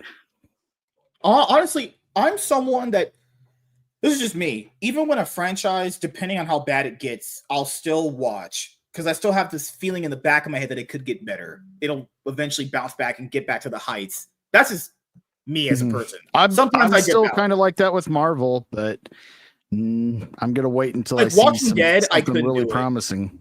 Walking Dead was one of the. I just couldn't do it for Walking Dead. I knew there wasn't going to be a bounce back to the high highs that it originally had. That was. Yeah, I keep going back. They keep getting me back, dude. I watched that horrible Rick and Michonne movie or series, whatever that was. Oh God, that was the worst thing I'd ever seen. You know, now thinking about it, dude, I'll tell you one film. I think Thunderbolts, the movie coming out for the MCU right now, I think that movie should have been the movie right after Endgame. Just saying. Oh, great. Oh, you mean not the Eternals and Shang-Chi? No, right. Yeah. Because I'm like, I tell you, that movie really does. Great. The Thunderbolts movie really does look promising, but thinking about it in a timeline aspect, like I think that would have been perfectly slotted right after Endgame. I think that would have been insane. It would have been. They still would have had to establish some of the characters though, because they weren't set up for them yet. Like they did it with Black Widow though, right? They did it with Black Widow, which came out right after Endgame. And then that horrible Bucky Falcon show that was. Yeah. To be honest though, they should have done that shit like they should have done what they did in Third World Captain America in another season. Dude, like I was thinking about this when I was heading to work this morning. Black Widow doesn't even feel like a phase. Black Widow feels like a phase 3 movie that was just released in phase 4. If you really kind of think about it, it's not good either. It's not a good movie itself, but it feels like it's just out of place when they released it because, Ike Perlmutter was the only person to tell Kevin Feige his ideas were fucking stupid. And then he got that guy out. Keep in mind, I understand that people have certain affinity for certain female superhero characters, but like, I don't know, like the Taskmaster was such a tragedy. Yeah, it's one of those things where like we like Black Widow, but is that because Scarlett Johansson portrays her, or do we generally like Black Widow as a character? That's kind of goes hand in hand. Like, it's one of those things where you don't want to. Is it the character that's carrying, or is it the actor that's doing it? Really, I think in her case, both. Yeah, Florence Pugh really is not Black Widow, nor is she Scarlett Johansson. Okay, that's true. But she is attractive. She has her traits. I don't know why she cut her hair. Blonde little monkey girl. She cut her hair. See the appeal whatsoever. You just don't get me, man. Crazy. No, I guess I don't. It looked fine in Oppenheimer to me. I don't. She looked better with longer hair. All the girls that do that little short pixie haircut when they're going through that phase. Okay, I mean, she's not unattractive, but it's like would you let her to follow up Scarlett Johansson. Come on. Oh no, man. Sorry. Might as well be the chick from The Last of Us. Wrong thing. Oh my goodness. No, that's fine too. What I was saying is like for overall like interest in the character, like because Ike Perlmutter said Natasha Romanoff is Black Widow. Yeah, like what was that he said? He said nobody wants to see female superhero movies. Because there's only really been a few successful ones. Captain Marvel doesn't really count because that's kind of like luck.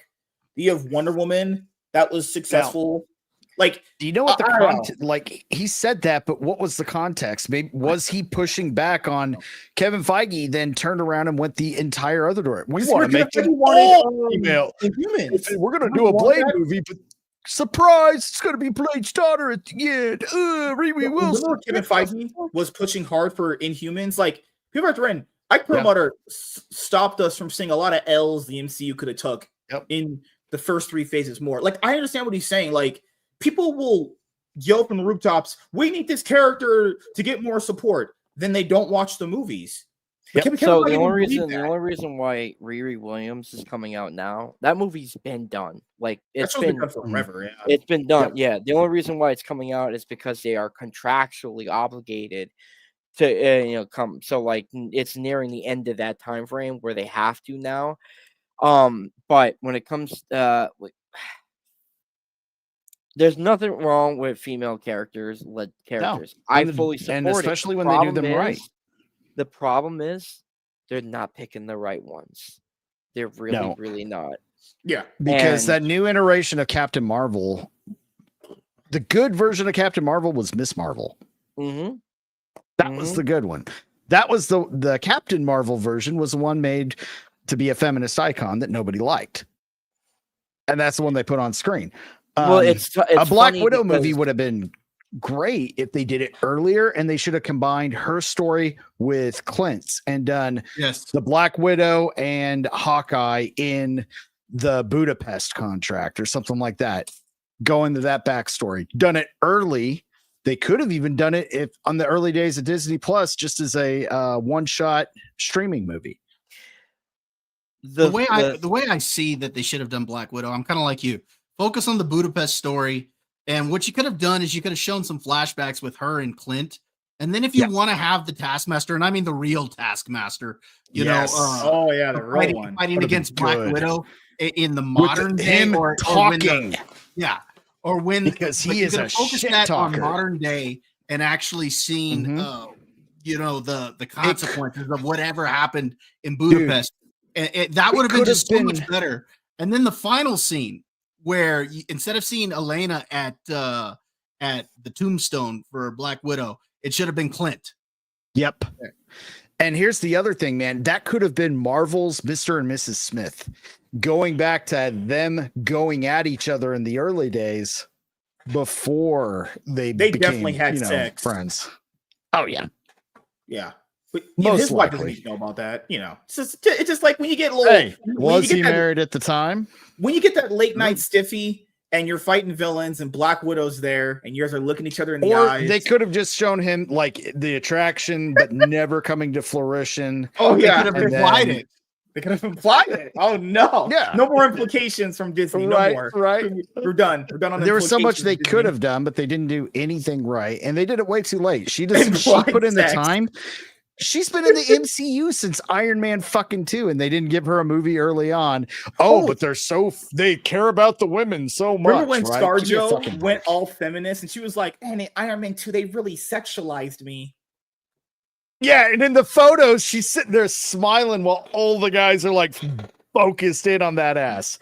She knows what she's doing too. You know the picture. We've all seen it. I know, yeah. Dude, no, if you ever forget, back in 2021, she literally was like, Iron Man 2, I was sexualized, and I don't know why they had to do that. Bitch loved every moment of it, taking millions of dollars from this company. Shut the fuck up. You know, the one thing, I think one of the most obnoxious things that I see actors and actresses do constantly, like it's a fucking trend, is when they play a fucking side character or a character that's meant to be in that one or two fucking scenes and that's it. And then they go on Twitter, or if it's a movie that's about to come out, and like they'll say, I really can't wait to play, like, you know, I really can't wait for fucking Joe Schmo to have his own film. That character, I was born to play that role. Like when Black Adam came around, Dwayne Johnson's like, yeah, dude, I was trying so hard to be Black Adam for so long. Really, bro? There's that actor who came out and said he wants to be Miles Morales. Like, shut the fuck up. Like, you know, and then you have, it's a trickle effect. You know, you have all these random characters that don't mean nothing that they were in these films. They're like, that character needs a movie. That character needs a movie. Like, no, there's characters in comic books that are appropriately served only as side characters, supporting characters. And no matter what you do, once in a blue fucking moon, you're going to have a godforsaken gifted writer that will come out of the woodwork and they'll take that, like, for example, all right, this is my nerd shit. All right, so Thunderbolts. One of the best characters for that the comic book was Speedball, right? Speedball was always a side character. He was never a main character to begin with. And when Civil War happened, he became Penance, where he started inflicting damage on himself to activate his powers because of all the trauma that happened at the time. And then he became such a prominent figure in the Thunderbolts team, where he served as a core element that helped push that disturbing aspect, that disturbing side of the team forward, and became as one of the main characters. And, you know, one side character writer comes in, makes him a main character, but even so, he still has a certain place because he was always meant to be a side character at the time. And no matter what you do, he can never be a main character. Why? Because the main characters were always, I would say for the Thunderbolts, it was 3. It was Matt Gargan, Venom was one of the 3. You had Bullseye as Hawkeye was 2. Mhm. And then you had Norman Osborn, who was the leader. More so, man, I could go on and on, but Oh no, you guys, none get of which your are in point. the movie, by the way. yeah, Oh, no. none of which in the movie, know, right? It's a huge mess, dude. No, I was going to add to your point. I think just a lot of people that I guess don't read comic books or people that follow that medium think that like you could just take a bunch of side characters and make movies about them. I don't think people really get this. Not every character is that interesting, or some characters are only interesting when they're paired with someone else.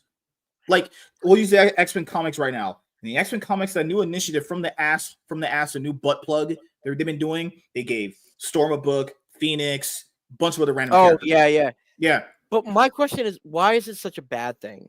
You know, we have a lot of aspiring creators trying to come into the comic field, filming industry, writing novels, you know, authors and whatnot.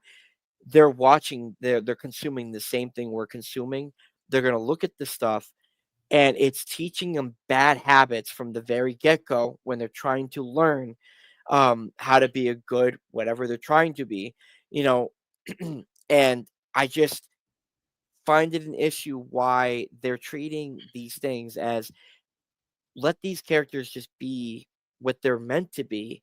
It's not a bad thing that they are supporting or side character or whatever you want to have them be.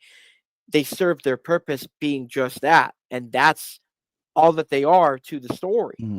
And I don't get it. I understand with evergreen characters like Jean Grey, Storm, I get it, but again, yeah, it's like you would kind of prefer to see them with their group, like Wonder Woman. Wonder Woman's a character I kind of just like when she's around Batman and Superman, not really just by herself typically. I wouldn't categorize Wonder Woman like that. I don't know about that, buddy. I think she's more interesting around Batman and Superman than by herself. Specifically. That's fair if that's a personal taste, but she's been around long. Like, what you got to do is read George Perez's Wonder Woman.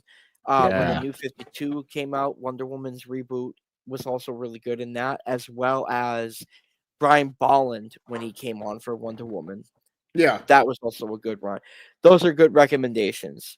But Wonder Woman is. I love women. WC. I don't hate women. The Wonder Woman is. I wouldn't classify her. Characters like Mockingbird, Scarlet Witch. Yeah, definitely. You know, these are your side characters. Your support. Yeah, like Marvel Comics has been trying to just fucking constantly relaunch Scarlet Witch with new #1s constantly, and it's like some characters just are only going to be better with someone else, or just better off on a team. Yeah, that's really all it is. You can't always a bridesmaid, never a bride. But that's where my life. That's where the whole television, like your TV, like your Hollywood, interferes with the comic atmosphere.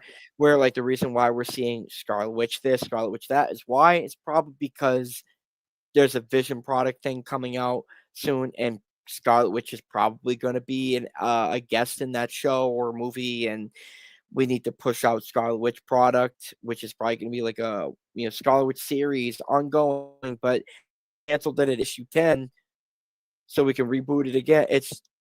They did the same shit with X-Men. X-Men was the first effect, as well as Fantastic Four back in the day, but now we see it so prominent and ongoing with so many other characters. It's just everyone thinks it happened to everybody, all these characters at one point.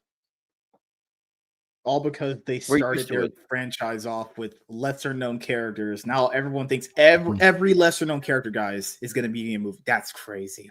The fact that's they just keep trying to strike the same lightning that they had with some of the ones that just randomly succeeded, like Guardians of the Galaxy. Like I'll give a more broader example.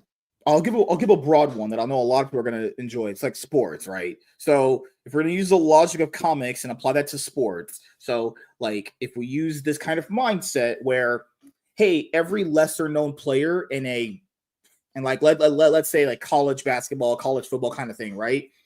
if you constantly like, how many of those players are really like diamonds in the road? Like, you can actually pluck out and they'll be like franchise players, star players. It's like very few, far between. You know, that I don't know why that same mentality works for comic books. It doesn't. There's not always diamonds in the road. It's just not a thing.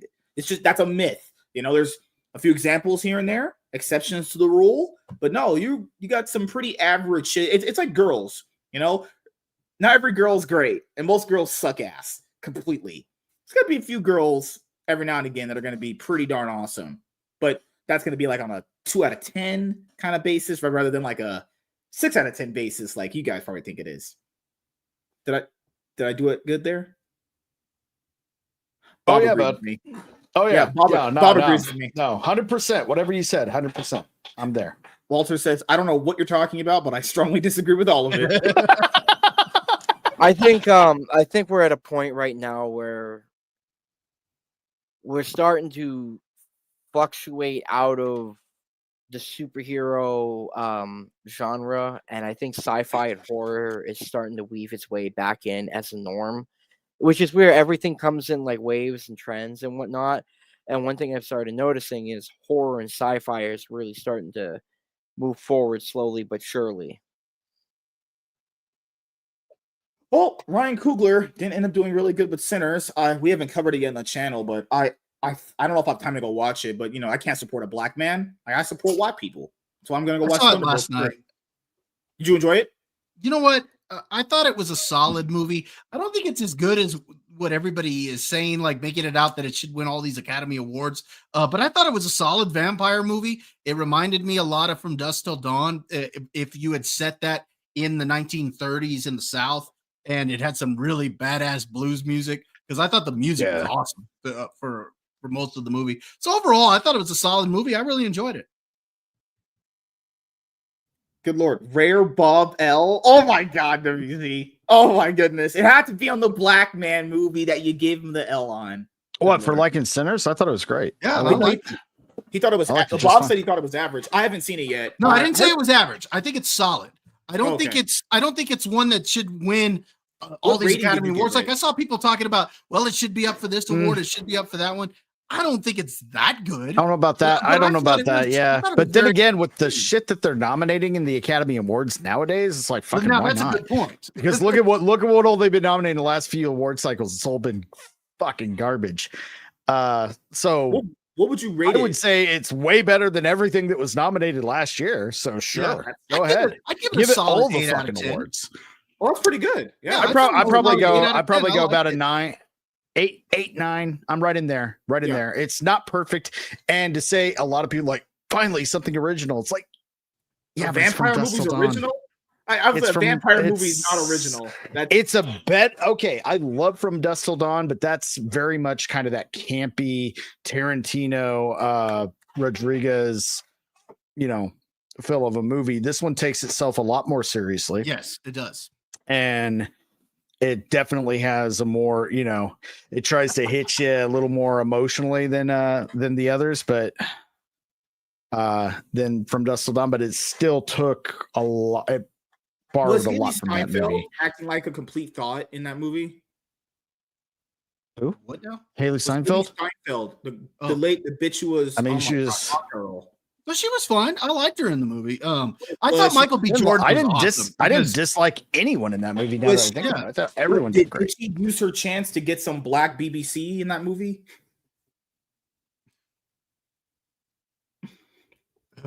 I saw some. I thought the villains, the Irish vampires, did a great job too. They had great chemistry with. I was just saying, Michael B. Jordan got to really shine as an actor playing dual roles. He was fantastic in the movie. It's like, there you go, dude. Yeah. And I honestly, I don't care how what I'm about to say, but I really think Jonathan Majors can play a awesome character in DC, like a main character. He can be Shaq. No, like because so Michael B. Jordan and Jonathan Majors are two phenomenal actors because of their strong range, and I really just think that Jonathan Majors would be a perfect character to be casted as a superhero. Not like a villain like Kang. They like the way they had it. I think he was underused in my opinion, disregarding like the things that's been going on. I don't know, man. That's just my opinion. I think that he should come back as an actor, because like if we're sitting here excusing what's his name, Idris Elba, what's fucking that kid who played Flash. I don't think Miller. No one's excusing him, dude. Well, no one's excusing Ezra Miller. Hollywood Nobody. is. I'm not saying you guys. Yeah, Hollywood would excuse him if it could. It's the public perception that they can't get past. Chrissy, he's been casted in nothing. His career is over after all those controversies. There was the one. Remember the one where? Yeah, honestly, I will give Kang a pass before Ezra Miller. Like if he comes back, like I was black and I do crime, and that's what my people do. I'd be like, okay, I agree with you. Next time my girlfriend touches my phone, I'll just say, "Please give it back, baby, please." I'm gonna say, "Shut up, bitch! Give me my chicken." Oh my god, man! What the fuck? Like, I'll be honest here, guys. I'm not even saying, based off statistics, how we know how black people are very aggressive. I wouldn't put it past them to do it. I'm just saying, though. Like, they hinged their whole franchise on a black man, and he did crime, and that's the reason why he's gone. Make this shit up. Also, Avengers Kang Dynasty was supposed to come out, I think, like, this week, actually. It was already supposed to be out, yeah. It was supposed to be here before Thunderbolts, I think. Are you guys gonna go watch Kang Dynasty? I heard it's the best Marvel movie since the last one that came out. Oh God, you know what's crazy, man? Literally, you know that advertiser guy with the iconic voice. This is the #1 movie in the world, Brave New World. It's doing great. Critics love it. As the movie literally is bombing at the box office right in front of our eyes. So Brave New World is actually doing it. Oddly enough, it did well. It like I said, it's not a terrible movie. It's just a very mid movie. I mean, everything they did in that film was. What the? Everything they did in Brave New World could. Shut up, bitch! Love you. This shit. I forgot what I was saying.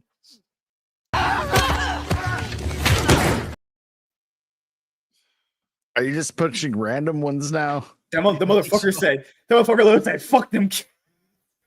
He did that motherfucker out cold. Oh, God, man. Have you guys ever had your dick sucked from the back? Jesus. No.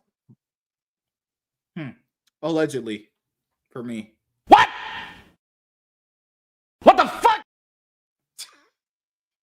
Whatever happened to John Tron? Whatever happened to that man? Whatever happened to that guy? I've seen that meme 100,000 times, and I still don't know what it's from or who he is. John Tron, that's an old YouTuber way back in the day. God, I forgot what he did. I remember his name. My friend we used to watch. Does Game Grump still do content? Oh, excuse because I don't know his name. Who was the what was the fat black guy who was super funny? He was a super funny YouTuber, but it turned out he was a potential pedophile because he got caught trying to meet up with a kid and got caught. You know who I'm talking black about? Dude. Oh my god. Yeah. Is he EP, right? Yes. Fucking super funny guy, dude. But Jesus, dude, that's jeez. He said he wanted to meet up with her for cupcakes. Oh, it gets rough every time. God, it just gets worse. And he's black, and it makes it like just because he's black, it's so much more better that fucking piece of shit can rot in jail. Good Lord, I should wear a Klan outfit in front of him just to visit him. Like my God, I gotta pee. I'll be right back. I should just wear a Grand Wizard KKK outfit in front of him. Nah, he used to be super fucking funny. It was a shame. Like what he was doing, fucking A, dude. Chloe, shouldn't you be in bed at this point now? It's like 12 o'clock for you. Aren't you playing Star Wars or something? I forgot what women do these days. Okay. Yeah, there's been a lot of older people. Good Lord. All right, when Iron comes back, we'll end up wrapping up the show here. Damn, I'll tell you right now, I'm still inking this Spider-Verse piece. Okay. It's a pain in my ass, man. Like, you're gonna sell it to Marvel. You're gonna be the next fucking cover artist. I know if anybody was interested in buying, I can't let this go for like less than 800. This double pay, it's a double pay spread. So I honestly, dude, lot. It's taken a lot. What if I just show up to stream, just with a clan outfit, insta lose all friends? Oh, that's how you just. It would be pretty funny. You probably lose your channel, dude. The window for doing that is like what? April Fool's, Black History Month kind of thing. No, damn it. Bob agrees. I think I'm gonna start shutting my camera off for the show. That way people don't know who I am. I forgot which game were you playing. Are you playing the new Expedition the new Caliber Expedition game or whatever everyone's talking about? Good lord. Oh. I'm gonna put this out there. I was remembering this. People are still having these debates on like fiction in games and all this shit, and it's like, guys, this is fiction. Like, we need to be able to separate what is separate about shit versus what is in real life, okay? If you can't escape into a fictional world and kill some ogres or wolves, then I don't know what you can do, honestly, at that point to unwind, you know? But no, I'm glad you guys are enjoying whatever you're doing in life, you know? But, man, hopefully when things get better in the world, we'll all be at my castle, just being able to stream from my castle. I'm going to buy a castle in Europe, and I'm going to get all you guys under contracts, 4-year contracts, $20 million for 4 years to produce high-quality content. Is that not possible? Also, I was going to go see these movies. Bob, are you going to go watch this movie called The Naked Gun? Yeah, I'm going to go check it out. I'm going to see that too. I love the originals, and I don't hate Seth MacFarlane. I think some of his takes are retarded, and he kind of ruined Family Guy there for a while. But I think that he has enough respect for the original franchise, and from the trailer, I think it looked good. What do you think, Bob? Yeah, I liked what I saw. I like the fact that they didn't recast Drebin, that Liam Neeson's playing the son of Drebin, so he can play him a little bit different, because I think he's going to play the character more intense, but he's gonna have just that flat comedic timing that's just going to work for him. So go ahead. Leslie wasn't a comedic actor at first until Airplane. He was a straight man. Like in the original Police Force was a straight, a non-comedic show, if I'm not mistaken. Or he was in something similar to that, where he was a serious actor. That's why it made it so funny. The original Police Squad was a spoof, also, but it was only like 4 or 5 episodes before it got canned. The Naked Gun. But he did another police procedural, I think, before that, and he was a serious actor.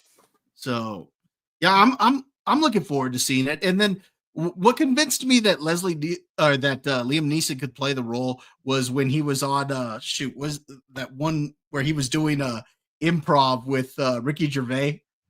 Yes. Oh God, that was so good. Yeah. So when he did that, I was like, okay, he can do this. That was such a great show. Yeah, I forget what it was called. That it was Ricky Gervais and oh man, I'll have to look that up. The only movies out right now that are in my theater, so I'm gonna watch Thunderbolts, and then maybe on Saturday I'll probably watch The Sinners and Until Dawn, or the movies to pick from. Like, I'm not watching the Minecraft movie because, guys, spoiler alert, I'm not 6 years old, honestly, so that wouldn't be a choice for me. So maybe I'll be giving you guys 2 episodes of full day of going to the movie theater this week coming up, because I'll have to do one for Thunderbolts, and I might go to the theaters on Saturday, because Saturday we don't really do the show anymore. On Saturdays we just do like one-on-ones if I ever need to do them, if they're scheduled. So I usually got to go out and have a life on Saturday. Then being inside streaming all day and beating my meat, definitely not a thing I want to do on Saturdays anymore. I need to go outside and get some fresh air. Gotta not be around you fucking clout chasers anymore. So Vegas was great. That girl's ass was doing tricks on me I didn't know was possible. But we didn't have a connection. I knew it wasn't a connection. She told me she liked My Hero Academia, and I knew this bitch was lying. No, she was telling the truth. But I don't know. She thought I was. I take you to a strip club and you talk to her about My Hero Academia. I'm so She not said, surprised. "Do you like My Hero Academia?" And I was like, "Yes." She was like, "Deku's great," and I'm like, "All right, this bitch got trash opinions, but it's all good." So, okay, so she brought it up. She actually likes My Hero Academia. No, we're talking about a lot of things. We're talking about like Gossip Girl. We were talking about a bunch of shit, honestly. That one, we didn't have a connection, but I was like, you know what? If I'm gonna get twerked on, I mean, I guess it'd be this one. And she was white, so it's, better than being one of those hood Nisha ones. Oh my Jesus. Oh my God. I remember the short one was like, oh my God, what she said to me blew my mind. The black girl who got on her knees for me, pause, not what you guys are thinking. When she got on her knees and she straight up lied to my face as she's spitting in my face, not the good way, where she literally said, I have a good personality. And I'm like, no, you don't. You're a stupid stripper with ashy knees. There's no way you have a good personality. It's not true. I said that all in my head because saying that out loud would have got me thrown out by Shaq. So definitely not going to happen.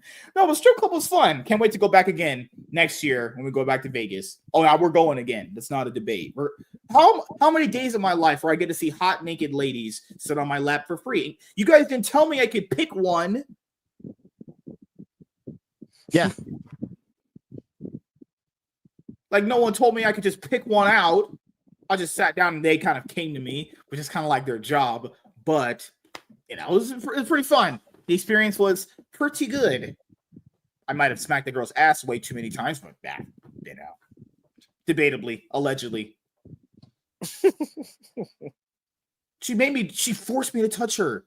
She said, you can touch me. She literally took my hands and put them on her anatomy. I was just there, people watching this group. And yeah, he's over there kind of like this while she's in the chair. And I watch her like take his hands up and wherever she puts them, they just sort of stayed and she would reposition them accordingly. I'm just saying, he told me to do it. I was molested. That's what I got diddied by a stripper. I'm just saying, he's laughing at me the same way Lois laughed at Peter when he had the prostate exam. Good Lord. I'm just saying, she forced me to touch her. She was like, you can have your hands on me. And she just moved them into her butt. And I kind of just had to keep them there. Allegedly. On her butt or into her butt? Her hands were putting them in deeper places, but that's just, she told me to touch her boobs too. Like I accidentally did that. She felt pretty good for a woman. It felt pretty natural. I retired from women, but women are so soft, man. Holy fuck, dude. Just goodness gracious. Why do we always fall for their tricks, man? Like when I hugged that lady Moxie Dame, her fucking boobs. Oh my goodness. Those things were just cushions. God, man. Those things were amazing. Oh God. That Jin Sasuke twin sister, her boobs. No. Goodness. Them shits felt great. Wow. Made a nagga start thinking. Just saying. Wow. God, man. I wasn't thinking anything disgusting. I'm a professional. But shit. I can't continue this. I can't comment on anything. I'm just saying, sorry. The older white women, about 40 years old, felt pretty good when I got a chance to brush up on their anatomy. Let's start doing outros. Oh yeah. We're talking. Oh, I forgot movies, pop culture. Oh yeah, fuck that. Chloe, I didn't retire from women. I had a really bad week because this one, like, conniving, scheming, stupid, worthless, dumb hoe, bitch, retarded moron, just went all crazy, and I had to put her in her place. And I was like, you know what? I'm kind of done with women at this point. This lady, she's not on the show anymore, but, like, goddamn, holy fucking shit. My brain, I actually wanted to commit seppuku to myself when she would talk to me. No? So I have no. That's good. It's a good thing you don't need. Nothing needs to be implied from this. But no, she was just a dumb, stupid bitch. And I was like, man, if you're a 40-year-old dried up, egged fucking hag. No one ever sleeping with you. We're your level, honestly. So, yep. Done with women, so you like men? No. What the hell? Why are you saying that? Why does someone keep saying that? No. Oh, it's implied. No, retiring from women doesn't mean I just go and get fucked by dudes. That's not how that works. Like literally, I still like the female anatomy and body and structure. You know, I am straight all the way through. You know, well, that's apparent. You've been talking about it for 10 minutes straight. Oh shit, yeah, true. So no, like these fucking hell, that lady's boobs were just great, honestly. But Zach, did you want to plug anything? I'm good. I'm good. I don't want anyone to know I was here. No one leave no evidence. Are you a bottom essentially? No. Like I for my safety. for my safety. I gotta keep it professional. I'm a professional as well. This is all allegedly in Minecraft. None of this happened. I didn't go to Vegas last week. I was just on the streets begging for money. I'm dead. Outside of a strip club. It's cold in these streets. No, but the meetup was very fun. Can't wait to do it next year. Theo. Can't wait to go to a strip club next year and have all sorts of fun. Theo, man, I'm talking Theo in forever. Outside of like last week when I was at the meetup, what's that guy doing? He's in the process of moving right now, so he should be hitting the road either today or tomorrow, and should be here because he's moving to this town by, I want to say, Friday. Is he moved that fast? That's crazy. Yeah, dude. And then we're gonna look at, we might do like a little a studio show, kind of for him to talk about the whole the move and the drive and everything. So that'd be a nice little homecoming. Before we head out, this is something that I was gonna throw, depending, because we're still gonna do the Frankenstein's trip, but I know Savage Dad has never gone, and I know he would love it. I'm thinking about whatever day we set, we're gonna try and potentially have him come out for it too. Yeah, that'd be cool. Because let's keep it pretty open and just keep that whole late May, maybe even into June thing window open. So that way, if there's more people that want to go, that have the ability to, we can work it all out. Small, less black people, No. So yeah, Professor Savage Dad would probably be down. Yeah. So because who else is in California? I mean, Cyfax is here. He said he was going to go. Okay. And that guy's the fucking biggest cloud chaser of all time. Oh my god, man. But it's okay. It's okay. He learned from the best. Invite Tiny. Now I'd rather hang myself than listen to that bitch in the truck for 2 hours on a car ride. WC, you gotta stir the pot, don't you? I'm not implying anything. I'm just saying. It's all jokes, guys. No, but I would really off myself if I listen to that bitch in a fucking truck ride for 2 hours straight. Oncoming traffic. Yeet. We're gonna keep it the boys. It's gonna be a boys trip. We'll just yeah. Oh, Selena, she would go, but technically she's one of the boys anyway. Like, where is Selena working right now? Just sleeping. Okay, she'll work later. Already in bed for the night. She'll probably. He's sleeping too. Is that dog ever awake? That motherfucker is always sleeping. He's a French bulldog. Yeah, he sleeps 90% of his life away. He only has little bursts of awake, and it's quick. That little battery just goes down. Good look. He saves it for when she's on stream. Space it out better. Like cats, I feel like know how to kind of differentiate their strength. Yeah, dogs will burst it all in just 1 minute. The modern house cat can survive on its own, where the modern dog, there's no chance. They are completely Butters lives reliant on people. No, if you guys lost Butters, if you guys lost Butters randomly, a little girl wouldn't know where to go. No. She would get eaten by something pretty quick. All right, so we're gonna do outros. It was great to have Zach on and the show for having me on. Yep, he definitely agrees with all my opinions, and truly just doesn't disown me in any way. He does prefer his hoochie mamas, and I'm gonna try and wean him off of him. I'm gonna try and give him some white girls, because the Shaniquas with no hair can really do it to a man if once they go down that road, man. So Zach, anything else you want to say before we head out? I appreciate you having me on the show near the end and whatnot. So, yeah, I'm just gonna keep drawing away, like writing.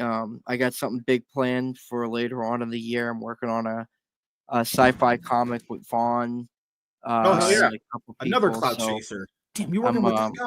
Fuck. yeah, I'm super excited. I'm gonna keep it, closed a little bit right now, but I'm a sci-fi guy, and I got something really fun for everyone. Hopefully you guys like it. Hell yeah. Iron, what you got planned coming up? Okay, got the Rogues Gallery coming up this Wednesday at 5:35 p.m. PST. We will have a special guest. I'll announce that pretty shortly, closer to showtime. Then we'll be back on Friday, same time, 5:35 p.m. PST. Saturday, I got Cavecast over on Sammy 3-Pete's channel with Drunken Emerald Arrow. God, that's so hard to say sometimes. For the history and lore of Batman, will be focusing this week on Jason Todd. So I've been looking forward to that one for a while. Then over on Touchgrass with Theo Snodgrass, myself and Selena are the married co-hosts to offer the married perspective to all the different topics these wild single guys get into. And let's see. Then I just kind of pop in here and there. I come on here as often as I can. I go on any other channels. Follow me on X and you'll know where to find me. All right. Bob, who doesn't love movies with black people in them, that should be your second channel. Bob likes movies without African Americans. That channel's popping off. That's gonna easy get 5,000 subs. I finally understand how Ryan Kittle felt. But giving a solid 8 out of 10, and apparently I'm the bad guy. So no, on my main channel at Bob Loves Movies, hoping to have a review of Thunderbolts out hopefully Thursday night, because I'm going early enough to let early or late Thursday afternoon. So hopefully Thursday night I could have it out. If not, I'll have it out on Friday. And then over on Dad's Turn to Talk, we're actually going to be talking about that movie that came out on Netflix with Tom Hardy, Havoc. We're gonna talk about that, and we're gonna kind of recap the NFL draft. So that should be some that'll be fun. But that's all that situation. Oh god, yeah, man. Are you watching the NBA playoffs? Yeah, we might touch on that, especially if the Lakers lose. So don't just have them end my misery. This is all I want, man. Just have them put me on my misery right now when it's April. So that way, when I see them again, I won't just remember the absolute disgusting disappointment they've been to me in this playoff series. I'd rather just end my misery right now. Just LeBron, quit LeBum James Jr., and we have LeBum James. Oh yeah, can't wait to sub in our great player, Bronny James, that we picked up in the offseason. Yeah, fucking great, right? Yeah. I'm joking. They just can't wait to. That's crazy. LeBron's son, in a highlight for the NBA's YouTube channel, highlighted him and had him at 17 points. Guys, in this league, people can drop like 30, and his highlight was 17. Yeah, can't wait to have that guy subbed in against the Timberwolves in game 5 coming up. Yeah, no. Good fucking God. Just it's okay. But nothing was as big as but nothing was as a big of a disappointment as when the Heat got completely airtight fisted by the Cleveland Cavaliers tonight. That's just disgusting, honestly. They got fisted and dug out, diddied, and fucking throat fucked. They got EVS over there when he was giving out the throat goat, recipes for success on how to jerk a dick off or something. Just getting dick down the Heat. Oh my! You guys know Adriana Chedek, that porn star? Like when she was airtighted up against the black guys, that's what the Heat was against Cavaliers. Or when Riley Reid was being carried away by like 8 black guys. Ooh. Good Lord! Oh. To think that that's a mom now. What an L of the world that we live in. All right, so as for me, I'm going to probably game stream later on tonight, all things considered, if I'm not like that tired. But if not, I do owe you guys a League of Legends stream, so I'll be doing that as well. So just expect 2 game streams back to back. And then show with Labs Comic Fan, 4 p.m. PST tomorrow. Then I should have a one-on-one with Sean Stackhouse. And then on Wednesday, show with Professor Savage Dad. And then the panel show. And then on Thursday, I'm watching Thunderbolts. And we'll have an episode of Full Day going to the movie theater. Then after that, we have the Cloud9 podcast. Then we have the show that I do with Lunchbox Warren. Friday, we also have the show with Lunchbox Warren. Probably going to do some comic book reviews this week. At the very least, one on Friday. And then Saturday, depending on who I can get together, Saturday, I want to do an open spoiler discussion for Thunderbolts. Society Review said he'll let me know. I'm going to try and see if Sci-Fax is available, like when we did it with Brave New World. So, holy shit. Sorry. Bless you. God. Got me out of nowhere. He was just calling Yeah, if I out. happen to go see it, I'll let you know. I don't know if I'm going to yet or not. I made Just that convince commitment. Selena. Oh, I forgot. You make all Yeah. the money. So there's okay. You don't even ask her opinion. Woman opinion in 2025. What are we thinking? You know? But before we end, the very last thing to talk about. Super quick. God. Super quick. And yes, it's AOC running her mouth. Just here's one reply to destroy her whole existence. LMAO at a billionaire earnestly trying to sell people on the idea that free speech is actually worth $8 a month subscription plan. Your feedback is appreciated. Now pay $8. Oh shit. All right. I remember when that tweet came out. Name a city that changed your life. Wuhan. Shit. Wondering how many other House Democrats have a degree in economics like I do. Trying to find out here is going to be in the Guinea Coefficient Appreciation Squad. Eric July actually said this to her. That degree is clearly worthless. Yep, just like her being a woman is worthless. No one fucking values her opinion. Her and Jasmine Crockett are going to be vice president and president running duo in 2020. Was it 8? I think 2028. Good. I think. Yeah. I don't think Calling JD it will right now. have to work too hard for it then. Yeah. I mean, if JD Vance is going to be the president, don't think he has to really put in much effort except, hey, literally, I'm not these retards. Yeah. And then just post women driving stats for how many crashes happens on that. You Then should you lean know. into the please meme. You forgot to say please. Remember that one question she got in an interview about Israel, and then she just completely froze. Her brain just scrambled. Yeah. Just didn't know. But just want to say thank you guys for checking out the show. You know, whether you watch it live or you watch the replay, you're always valued. You know, whether or not you stumbled upon the show randomly at like episode 50 when your YouTube was on like autoplay and you're like, who's this good-looking, rich, successful guy giving me great advice in life? You know? Well, that would be Bob. I'll take it because I've never been called rich and successful and good looking, so I'll take it. I'm glad it was taken from a black man. Oh, even more sweeter. But glad you guys could find the show entertaining to the point where you still watch, because that's what I do. I put out quality entertainment that makes you guys happy. So, yep. Thank you guys for checking out this episode of the MSK Show.